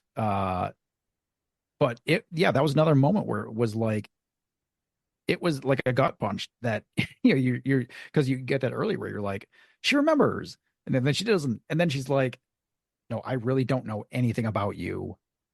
I don't love you because I don't know you. And that was just another gut punch again. Yeah, this was the scene I was referring to earlier that I said, and my family tells me I'm a little off on this, but in my memory of watching the movie in the theater, like this is where I said I think that when he walked in and she was holding the letter, that's where our theater was like pin drop silent. Like you could tell this Mhm. was a moment. Everybody was like, "What's going to happen?" Or what's, um, and it's yes, everything you guys are talking about is fantastic. But to me, this was like another one of your themes, Dan, which was kind of like did make me think, because we see all of these heroes in all of these movies, not just even in superhero movies, but all of these movies where it's like, well, I got to do this decision so that I can protect the people I love or the girl that I love, or me. Maybe we need to see a little more of like the guy that I love and have this flipped a little bit here in the MCU. That might be an interesting angle too. Yeah. Shout out to Flava Flav and Chuck DS Sport Women's Sports. But this idea of like, no, I get to make the decision on what is best for you, I thought was really an interesting thing to really dive into just a little bit, where she's like, you don't get to make that decision for me.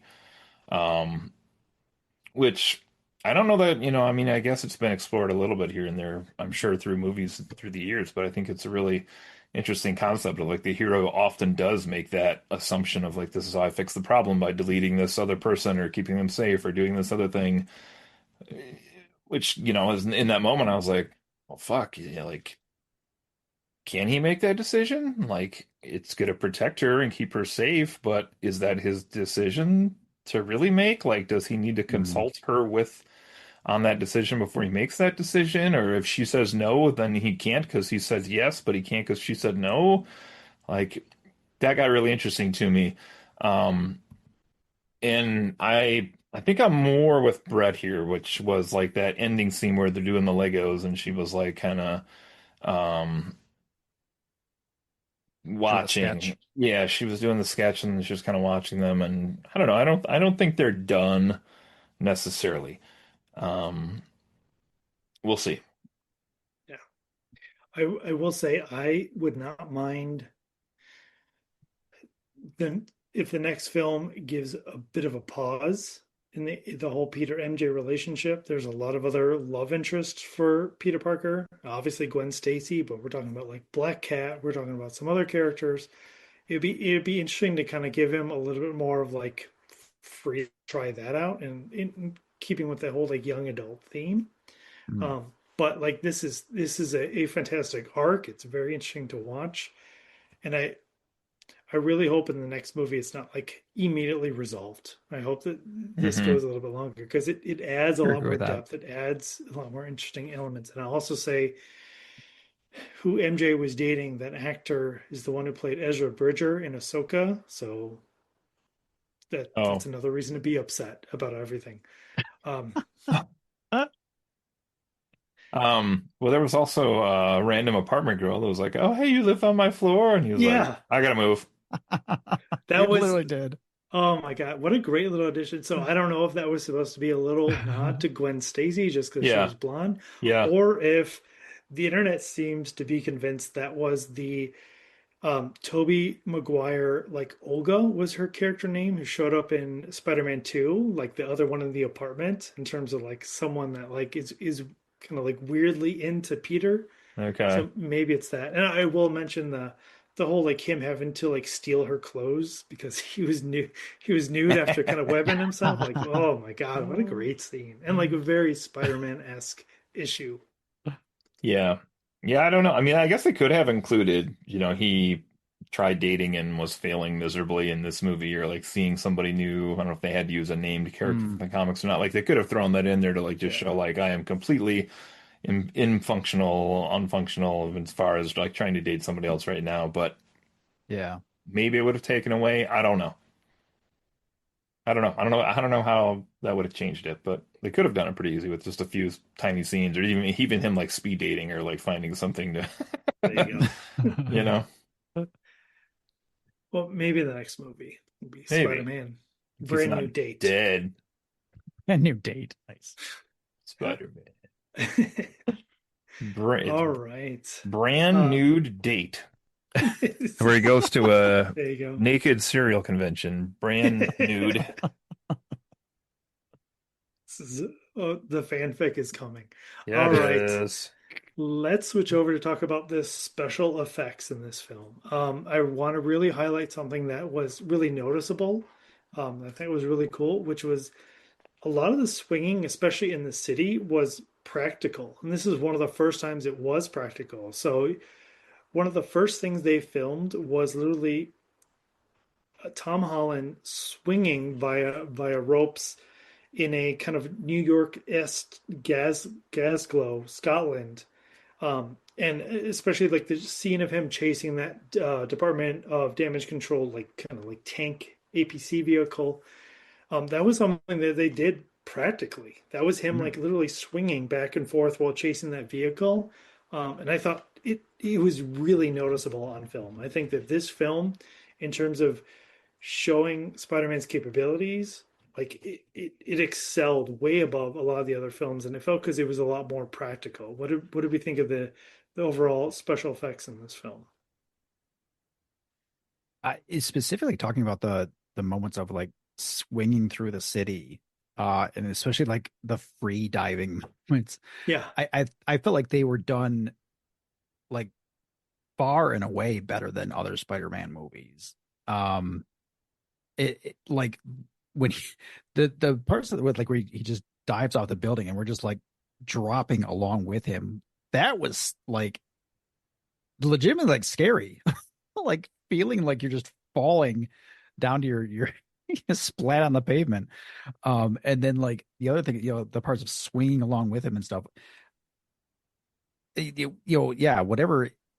Some of if that was the practical parts of it that you were mentioning or what, but however they filmed that, I really enjoyed, and it felt new and different, and really gave a sense of like what that would actually be like, which was really cool. Yeah, I actually thought they might lean into that a little bit harder with the like free falling in a couple spots. We get that. I think isn't it like when he's really depressed about MJ that he just kind of goes like face plant Yeah. or Yeah. backwards. I think he goes backwards, but yeah, it looked pretty cool. Just the parts where he had MJ when she was inhabited by Jean Grey, and then later when she's herself, like those just really like I hate to use the word boring because the actual swings looked more boring on camera. It was more like Yeah. almost overhead as we were like swinging, kind of horizontally with them. But Mm. it seemed very, very real. Like it was very, I don't know, just less sensationalized, I guess, than some of the stuff we've seen. But it was great. I thought all of the effects in this movie were really well done. Like the CGI and the Hulk and everything was Yeah. really well done. I mean, a lot of the telepathy effects were really well done. Or telepathy, a little bit of telekinesis as well in there, I guess. But yeah, I thought they were all really well done. Yeah. I'll especially call out the fight with the hand towards the end when he Oh my when it's God. in the prison sequence, especially that scene where Spider-Man jumps on the ceiling and then the camera rotates so that Spider-Man's like the correct orientation and he's kind of Mm. like shooting at everyone who's like it looks like on the ceiling. What a unique and interesting camera angle that you can really only do with a character like Spider-Man. Yeah. And the whole hand fight was just and it looked really practical. I wouldn't be surprised to hear that like a lot of that was practical in terms of like the different movements and stuff. But I thought it was also both interesting in terms of like he started the fight with the mask on and then eventually took the mask off and it was a really interesting angle to kind of see that and that was also an element where like he was kind of pushing his whole like arachnid abilities so that was really cool to see. Yeah, that whole fight was cool. As far as like just general CGI, I don't know that I could think of anything that stood out as being bad. Like I felt like everything looked really good on camera for this. I really liked a lot of like the slow-mo stuff they did.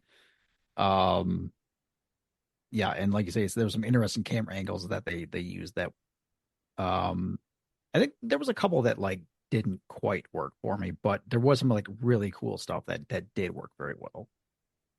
Yeah, I'm glad you brought up the hand fight. That was a real highlight for me in the film as well. Just another example, oddly, of like another, I'll call them a character, but the hand, where they were in the film earlier, right? And then they come back for their second appearance, and it's Mhm. like the more meaningful one, just like the ones we mentioned earlier. But that fight was super awesome. And like the part where they were running around on the walls, like fighting Yeah. each other, I was like, oh my God, this is so cool. Or just like, I don't think we've seen anything in the MCU remotely resembling how the hand like manipulated their body to jump off of each other to Oh my gain god, height on stuff. yes. That was so creepy, but it was so Mhm. awesome. Yeah. It was like World War Z, except Brad Pitt was in the preview, thank God, and not the movie. But No, it really was. And it leaned into that whole like they have to have that group think. They have to have someone else like controlling them together to manipulate them as a group, as a cohesive. And then in addition, there was a scene where like the hands all like almost like interlocked arms and they're Mhm. fighting almost as like this kind of like wave or snake. Like it was these great elements that like so you cool. you, you could only come together in terms of like, this the super athletic hand ninjas by themselves, but then also the control that Jean Grey is putting into them. It was a really cool, like it felt very unique to this movie. Yeah, awesome scene. Yeah. All right. You mentioned the slow motion comic panels. Like, there's you can go online and find there's so many scenes of like, hey, this was this cover and this was this cover. It was really great them paying off that to a whole lot of elements. It's something else I want to mention that was, I think, unique to this film. I haven't seen anywhere else. you can see through the eyes of the spider suit in a number of scenes, both internally looking out, but externally like looking in. And especially when the Hulk is bearing down on Spider-Man, the ability to like see through those eyes and see Tom Holland underneath, like that was an element I haven't seen before, but adds a lot of depth to the element of these characters. I liked how like that. Yeah, there was a lot of moments like that where we like can see like underneath the mask, which remind me a lot of like the Iron Man movies. You know, Yeah. he did that a lot within the helmet, Mm. um, and especially with uh this Peter Parker's connection to Iron Man. It almost feels like they're kind of like we've lost Iron Man, but we still have this character. We can still do this here. Uh, and yeah, those were some really cool moments as well. Just very cool visually. Uh, yeah, also just like being able to see the eyes added more, keeping the character more human rather than this supernatural kind of thing. Yeah, you can do a lot of fun stuff with showing eyes, not showing eyes. It's made me think of randomly, but he's basically like a C-list wrestler in my wrestling that I watch, and he's a luchador from Mexico who has like a full head mask. But in the last few months, for whatever reason, I don't know if it was his request or something else, but basically they took like a rectangle off of the mask, like where his eyes are visible now. Like this part is visible through his, and he has instead like now like colored contacts in, and it just like gives the whole character like a new vibe, just like being Mm. able to see his eyes instead of being anonymous. He's like this like piercing gaze now. So you can do a lot with just like manipulating eyes, which I don't know if I picked up on so much looking in. The looking out shots, yeah, those are always great. I think in the MCU they do a really good job with that. Brett, good call with the Iron Man throwback there. Yeah, just kind of seeing what's inside. And he had a little bit of that like robotic AI assistant in this one as well, which Yeah. was Naomi Watts. I read, and Yeah, I it was like, was. oh, that was Oh. somebody famous too. Didn't know. So Yeah, it's Jennifer Connelly in Homecoming, and I forget who it was in Far From Home, but okay, keep with the famous AI assistants. yeah, All right. I typically like to talk about the music, but actually I'm going to keep this really light. I know there was definitely a variation on the theme done with like a slow piano, especially in the intro sequence, which was kind of a nice kind of keeping in theme with the general vibe of the movie. I'll also mention that the first song we hear is "Wolf Like Me" by TV on the Radio, which TV on the Radio also featured very heavily in one of the episodes of Daredevil Born Again. So again, I was hoping for Daredevil connection, which I did not get. hmm. Uh, and continuing actually with the whole Daredevil connection, one of it was the mayor's assistant to Fisk, Zabria Rivera, who is Sheila Rivera in Daredevil. She was the one handing Spider-Man the key to the city. Hmm. So that was a great connection. Again, I appreciate all those connections, but goddamn, where's Matt? Um, the other major thing I wanted to talk about in this is its overlap, or it's kind of like inspiration from the Insomniac video games. There were so many times, especially in the beginning of this film, I was like, I've done that move in the video game, and I've done that thing in the video game, especially like Ah. the chase with the damage control tank. Like I don't know how many missions in Spider-Man you do on the PlayStation to chase a vehicle like that. But so many of the moves were like basically ripped right out of the video game. It was great to see, and in fact, I described it to some of my friends as like in the first 20 minutes, I felt like I was seeing the Insomniac video game large screen. It was really great. I actually haven't played those games, even though they look awesome. Um, I know they're like, I was just looking here. Yeah, I can get those on Steam, but they were PlayStation exclusive, correct? Like when they were released, I When they believe. released, Yeah. correct. So that's the primary reason I haven't played it, but they look awesome, and that's cool that there was like connections there that you recognize. Yeah, and I believe both the director and Tom Holland said that they took inspiration from those, so it was really great to see. I like it was crazy. I'm like him like kind of like flipping over the vent. in terms of like falling off the building. That literally, I got a link in our notes to a YouTube video that is like a side by side comparison to be like, look at this. This is directly out of the video game, and it was really cool to see. I was just looking on Steam. The original Spider-Man game has been remastered and is currently 60% off. So I'm going to almost certainly have to buy that for my Oh, son now. it is fantastic. It really is. Nice. Yeah, I played a lot of Amazing Spider-Man for Game Boy, and a lot of this looked a lot like that. And I'm joking. I haven't played the games, but at this point, I mean, it's what art is inspiring what art, right? It's Yeah. like Oh, yeah. the It's video game is based on so much of the comic history, but mixed with other things from pop culture, and it's a then now the snake eating its movies. own tail at this point. Exactly, like a pair of Chinese finger cuffs. I think so. I don't know, maybe. Okay, let's see what else we got here. You got anything else, Dan? No, and at this point, we're almost at the length of the movie in terms of this podcast. But it just goes to show how much content and how much interesting material was in this movie. So I mean, this brings us to the rating portion of the episode. I we had didn't. I I had don't know two if we tiny wanted to. things. Yeah, we got Oh, two go for tiny it. things here yet. Brett, I think you were about to say the one. The post-credit scene. Yeah. Are we going to Oh, mention The that? the one post-credit scene, I will say, what yes. is that? I feel like I got ripped off. Where's my comedic mid-credit scene at? Right? Ugh. I They're need a more trying to Red Guardian. they're trying to merge the two, I guess, with some comedy with how they revealed the last thing here. Hmm. So Spider-Man, that's weird. So Dan, before you logged on, Brett and I were joking about how great Ned's technology is that he can also track Spider-Man in the middle of space. Yeah. Seems really helpful, you know. Yeah. So what did we take this as? What's going on here? Well, so he hasn't been declared in Doomsday. So the assumption is that this is an allusion to Secret Wars. Oh, That's okay. that's kind of the only after watching it, that's the only immediate interpretation. I know that there is Venom hasn't been properly in the MCU lately or yet. Yeah.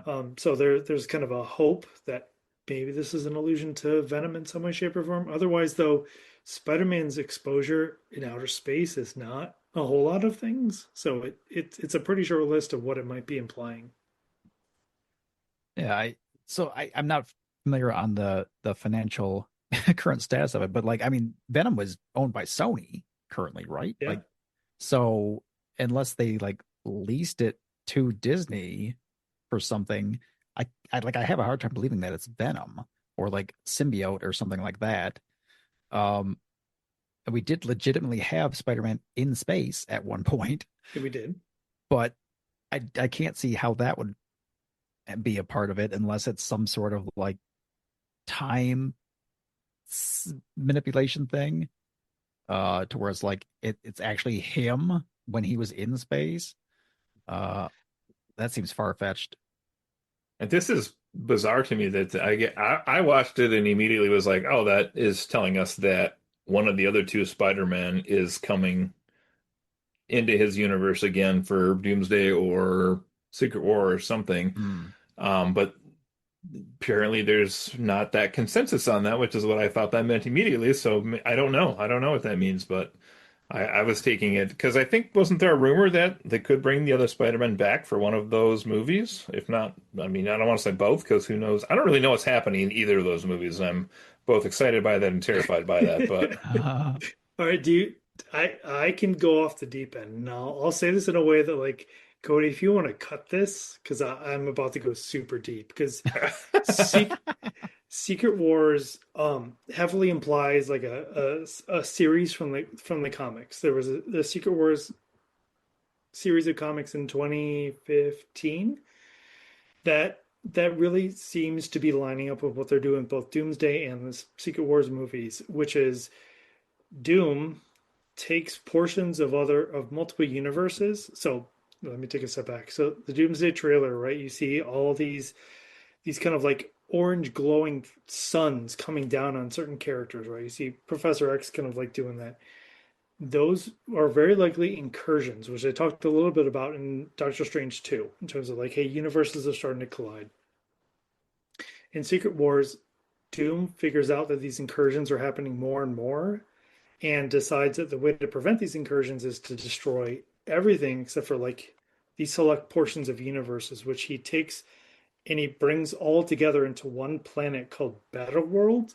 So you've got a section that is from the Marvel Zombies universe down here, and then you've got a section that's from the Marvel 1612. So they're all like Renaissance kind of like Middle Ages period over here, and this and this and this. So it really seems like they're going in that direction where Doom is going to be like, hey, you've, especially in the trailers where Doom's like, you've got to make like the ultimate decision, which in this case is you've got two universes that are about to collide. You can either save one universe or they both go away, leading to, okay, we're going to have this like finite state of these are the portions of these universes left. And in that way, you can bring in whatever multiverse elements you want in terms of like any kind of like weird permutations. And there were those leaked concept sketches of like She-Hulk and Hulk and kind of like medieval outfits and stuff like that, which fits into the whole like 1612 universe. So it seems very likely that it's Doomsday is going to be an introduction to Doom, and he's like burdened with the idea of I can only save a certain number of universes, and Secret War is going to be we're meshing all of this together. We can bring in whatever Fox, X-Men, Elektra, like Tobey Maguire, Spider-Man can bring whatever we want into it, and then spoilers for the end of that comic series. In the end, they kind of like came up with one universe, so one reality came out of that, and that seems to be the way that they can wipe the slate clean and start over with, well, these are our X-Men. Now we're going to start with this. So it seems very much that they're following that general pattern. And since so many times of like Civil War, like it's not every element in the comic book, but the general theme follows. So like I would be very surprised if they used the title Secret War to not use the general theme from that comic to like end in this like we're going to give you everything combined together, but in the end it's going to be like this is the slate clean and we're going to start new with this element, which really sets them up for X-Men, which seems to be what they're casting right now. So that's a really long way of saying, yeah, they have a stage for Tobey Maguire's Spider-Man, Hugh Jackman, Wolverine, whatever the hell else they want to do from the previous to kind of bring it together to give it one last send off before like this is the new universe and this is what it's going to be going forward. Dolph Lundgren as Punisher. Why not? Which Um, from that comic, one of my favorite things was it was a Punisher that was possessed by Doctor Strange's spirit. So okay, it was Punisher summoning up these like magical but grenades of and rocket course, launchers. It was so fucking cool. interesting. So, do you think under that scenario, since we're getting new Jean Grey, do you think that means the X-Men would die off in these movies, presumably? The Fox X-Men is what I would describe it as. And then all of a sudden at the end of this, we go, these are our new X-Men. Yeah, And then we can have like, we like this, we like Tom Holland Spider-Man, so he survives. But they can be very selective and go like, it's this small set as opposed to like this giant set of very diverse and like Deadpool said, like these timelines don't make any sense. This is the way to literally take all those timelines, crunch it right. into one, and go like, this is what it is going forward. Mm. Yeah, which is what they probably need. Yeah. Yep.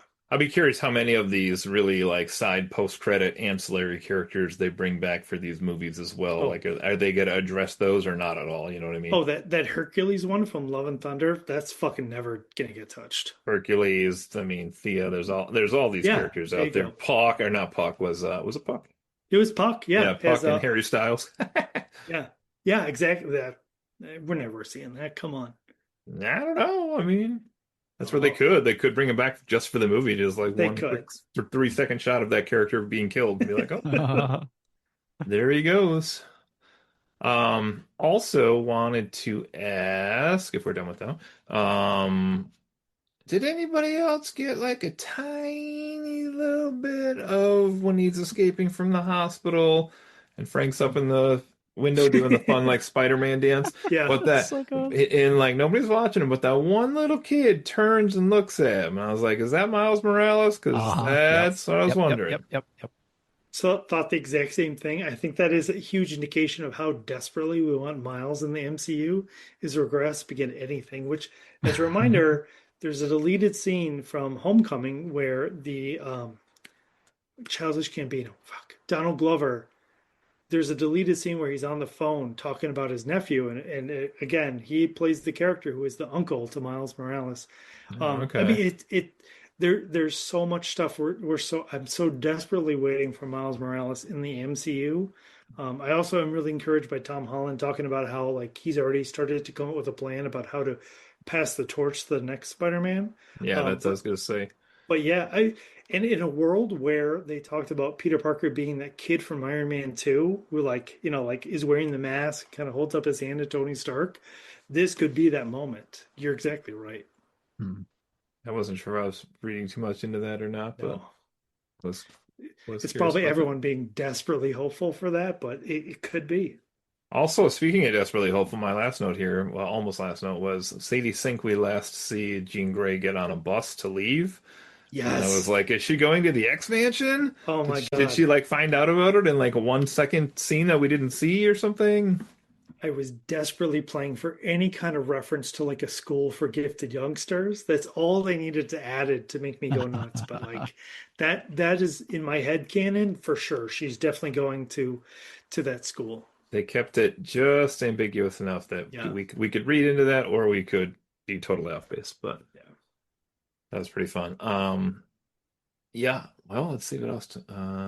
Last thing I think I have here before is I just wanted to say that I was happy the movie was as long as it was. Hmm. Yeah, I mean, it was pretty packed, and like I said, I think they really got the most out of almost every minute. But if this had been like a 2 hour movie, um, what would have been lost, I think I would have not have been happy with knowing Yeah. how those minutes were spent with what we did have. So, yeah. Yeah. All I right. at no point felt like this movie's long. Yeah. And it's interesting too, because a lot of times when I go to MCU movies, I know how long they are. This one I did not. So I was watching it going like, I don't know when this is going to end. And truthfully, there is like that moment pretty close to the end where like it felt like the movie could have ended. And then Spider-Man's like, no, I need to go save Jean Grey. And there was like this whole Yeah. like fourth act to the movie. And I was like, oh, this is cool. I didn't know they were going to do this. Yeah. Hmm. Yeah. So Yeah, as literally as we've been doing this podcast, it's been pretty incredible to be like, oh yeah, that was in this movie too. Like yeah. there's so much in there. I would describe it as one of the longer MCU movies, but exactly like we're saying, it didn't feel that way. It's just there's so much content. It's so dense. It's so well like thought out in terms of like the efficiency of every scene. Like there's something really important propelling things forward. And this is Yeah. the director that did what? Shang-Chi and And Wonder Man. okay. Oh, interesting. Okay. Hmm. Well, he's probably got some cred with the company, I would think now too. Just a bit, just a bit. Just Side a note bit. about Wonder Man being canceled for season two, which I'm not very pleased about. Boo. Boo. Yes, I would agree. Oh man. Who actually has a number right now for the final rating on this? Because I keep going It's back and forth between it's a bunch of tough. numbers here. I do. Oh shit. Okay, well, Brett, you get the honor of starting then. All right. I'm going to keep this somewhat brief. Um, I think that the gold standard for the MCU still remains Endgame. I'm not sure that it even can be beat.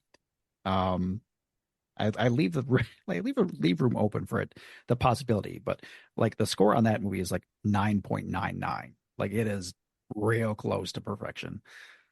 Uh, you can put this in carved in granite. This is the second best movie the MCU has made. Uh, I loved every second of it. It was emotional. It was meaningful. Um, it somehow made me like the character even more than I already did. Uh, I loved how they use connections. I loved how it is opening up the possibilities to the future movies. Uh, and I cannot wait to see this again. 9.75. Cody, on to you. Mm. Well, I knew I really liked it the moment I stepped out of the theater, and I already have shot off my mouth on Facebook and said it was one of the best movies I've seen in the last 7 years. And I picked 7 years on purpose, Brett, because that's when Endgame was out. Oh my Like I God. researched that and I was like, how long's it been since Endgame? Because this is one of the best movies I've seen since then for sure.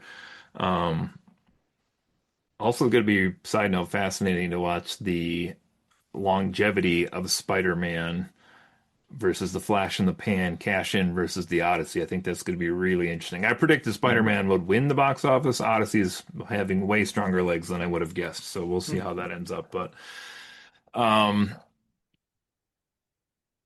my problem is this. Do I think it is the best movie in the MCU? As Brett said, probably not. Endgame, I always say Endgame is we ranked these, I swear, once upon a time on the podcast or something like that. But I think you did. Endgame is my favorite movie in the MCU. Um, I've long said that I think if I step back, I think Infinity War is actually a better movie. But I think Endgame will never be beat for what it accomplished on screen. Like it's so those two are always right up there with some other ones for me. I don't My problem with the score on this movie is I don't know what else I wanted that they didn't give me. The length was great, the characters were great. My last note here in my notes says, this movie had just about the perfect balance of anger for Peter, sadness from Peter, nostalgia for the viewers, and the trio, happiness for the characters. Like the emotions were played out great. And since we know these characters so well, therefore the audience kind of got to balance all those emotions. Also, I think the characters in the movie, as I mentioned, were all used the exact right amount of time in the movie. So for me to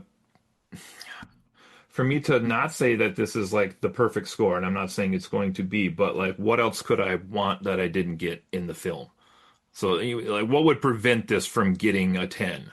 Um, I will go with an official score of 9.8, which I think it's got to be one of the highest scores I've done on here. I really enjoyed it. I don't know. I know my family, we walked out and they were like, it was really good. And I was like, it's one of the best movies I've seen in a long time. And they were like, how about that? Like, it was still a superhero. It was good. And I was like, um, fantastic. Yeah, 9.8. I'm going to go with 9.8.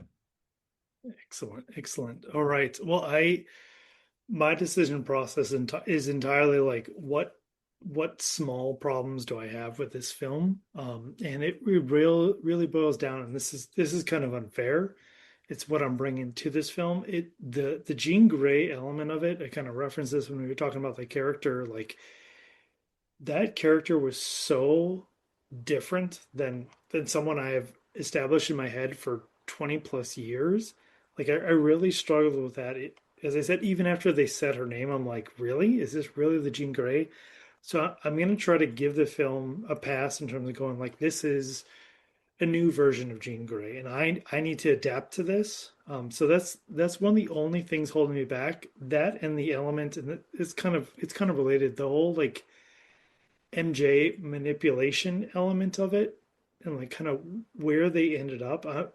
I'm very interested to see what Peter's like post MJ, but it also feels like a very weird place to leave those two iconic characters in terms of like, well, she forgot her memory and then she was manipulated by a psyker and then she's kind of like in this in between state. So those couple things took some points off, but I'm still going to rate it a 9.0 in terms of like we've been saying, like its ability to weave through different MCU characters, all these different themes, and it didn't feel anywhere near the length of the time. Like Cody, I think you described it as like having a fourth act, and it's a great way in terms of going like, hey, if the movie ended here, I'd be fairly satisfied, but then it went again. So that was really great. But I do I'm hoping, and part of this comes from like it's been 7 years since Endgame, And the MCU delivery, especially in terms of consistency, in terms of like, hey, this end credit scenes really pays off. I am now skeptical as where before Endgame it was like, hey, if this end credit scene was shown, it's going to pay off at some point. Now I don't know that. That's kind of how I feel with Jean Grey in terms of, hey, if you can take this character and make her consistent and show that it was like a growth potential, like I think that's really cool and I'm ready to be there. But you've actually got to do that. And for a character like I've got locked in my head about like this is what Jean Grey is, and what I saw in film wasn't what I'm used to with Jean Grey. So I'm trying to be open, but it's getting my rating to a 9.0. That's the reason why I'm deducting it because I'm like, hey, this isn't the Jean Grey I'm used to. I'm ready to see this differently if you can actually pay this off. So this is something I might in the future look back and be like, oh no, they weave Jean Grey perfectly and they have an amazing arc and she got to the Phoenix in a good way. And that's something too. They've tried the Phoenix saga twice, and each time it's because like you didn't get endeared to Jean Grey. Like Jean Grey didn't matter as much as she needed to like have that Phoenix transformation be so impactful. Maybe this character, this is the way to do that in terms of like she came from a dark place, she got to a good place, and then went Phoenix. Like that would be amazing if they actually commit Yeah. to that and stay there. And maybe if we get longer with the character before the Phoenix happens, or maybe they don't need, I mean, they'll do the Phoenix, but I mean, Oh, they for sure will, but exactly you can't do it in the second film out. I'm sorry. Like you have to sit for a while with that character and you have to have her like it's a betrayal. That Phoenix, like that's what you need to earn. And the previous Fox series have not earned that. I just like that they are mixing the elements up a little bit. Like Yeah. Spider-Man's more associated with like Avengers Fantastic Four comics wise, and here it's like Jean Grey and Spider-Man are connective tissue now. Like what a weird Yeah. building block that is. That's fascinating to me. Mhm. See where that goes. So 952 average tonight. Holy cow. There we go. Amazing. I was scrolling back to see how many we've had in that range. Not many is the Yeah. short answer. So Rarefied air. yeah, no doubt. No doubt. No doubt. All right. Well, any concluding thoughts on Spider-Man Brand New Day? I think It we was said good. Go see it. it's good. Yes. I considered going to watch it again. I don't know if I will get to it or not, but I really, really enjoyed it. Yeah. All right. Well, if that's everything, then we've been Brett, we've been Cody, we've been Dan. Thank you very much for joining us on Friends Occasionally Not Disagreeing. Thanks, Anyway, everyone. bye See everybody. ya.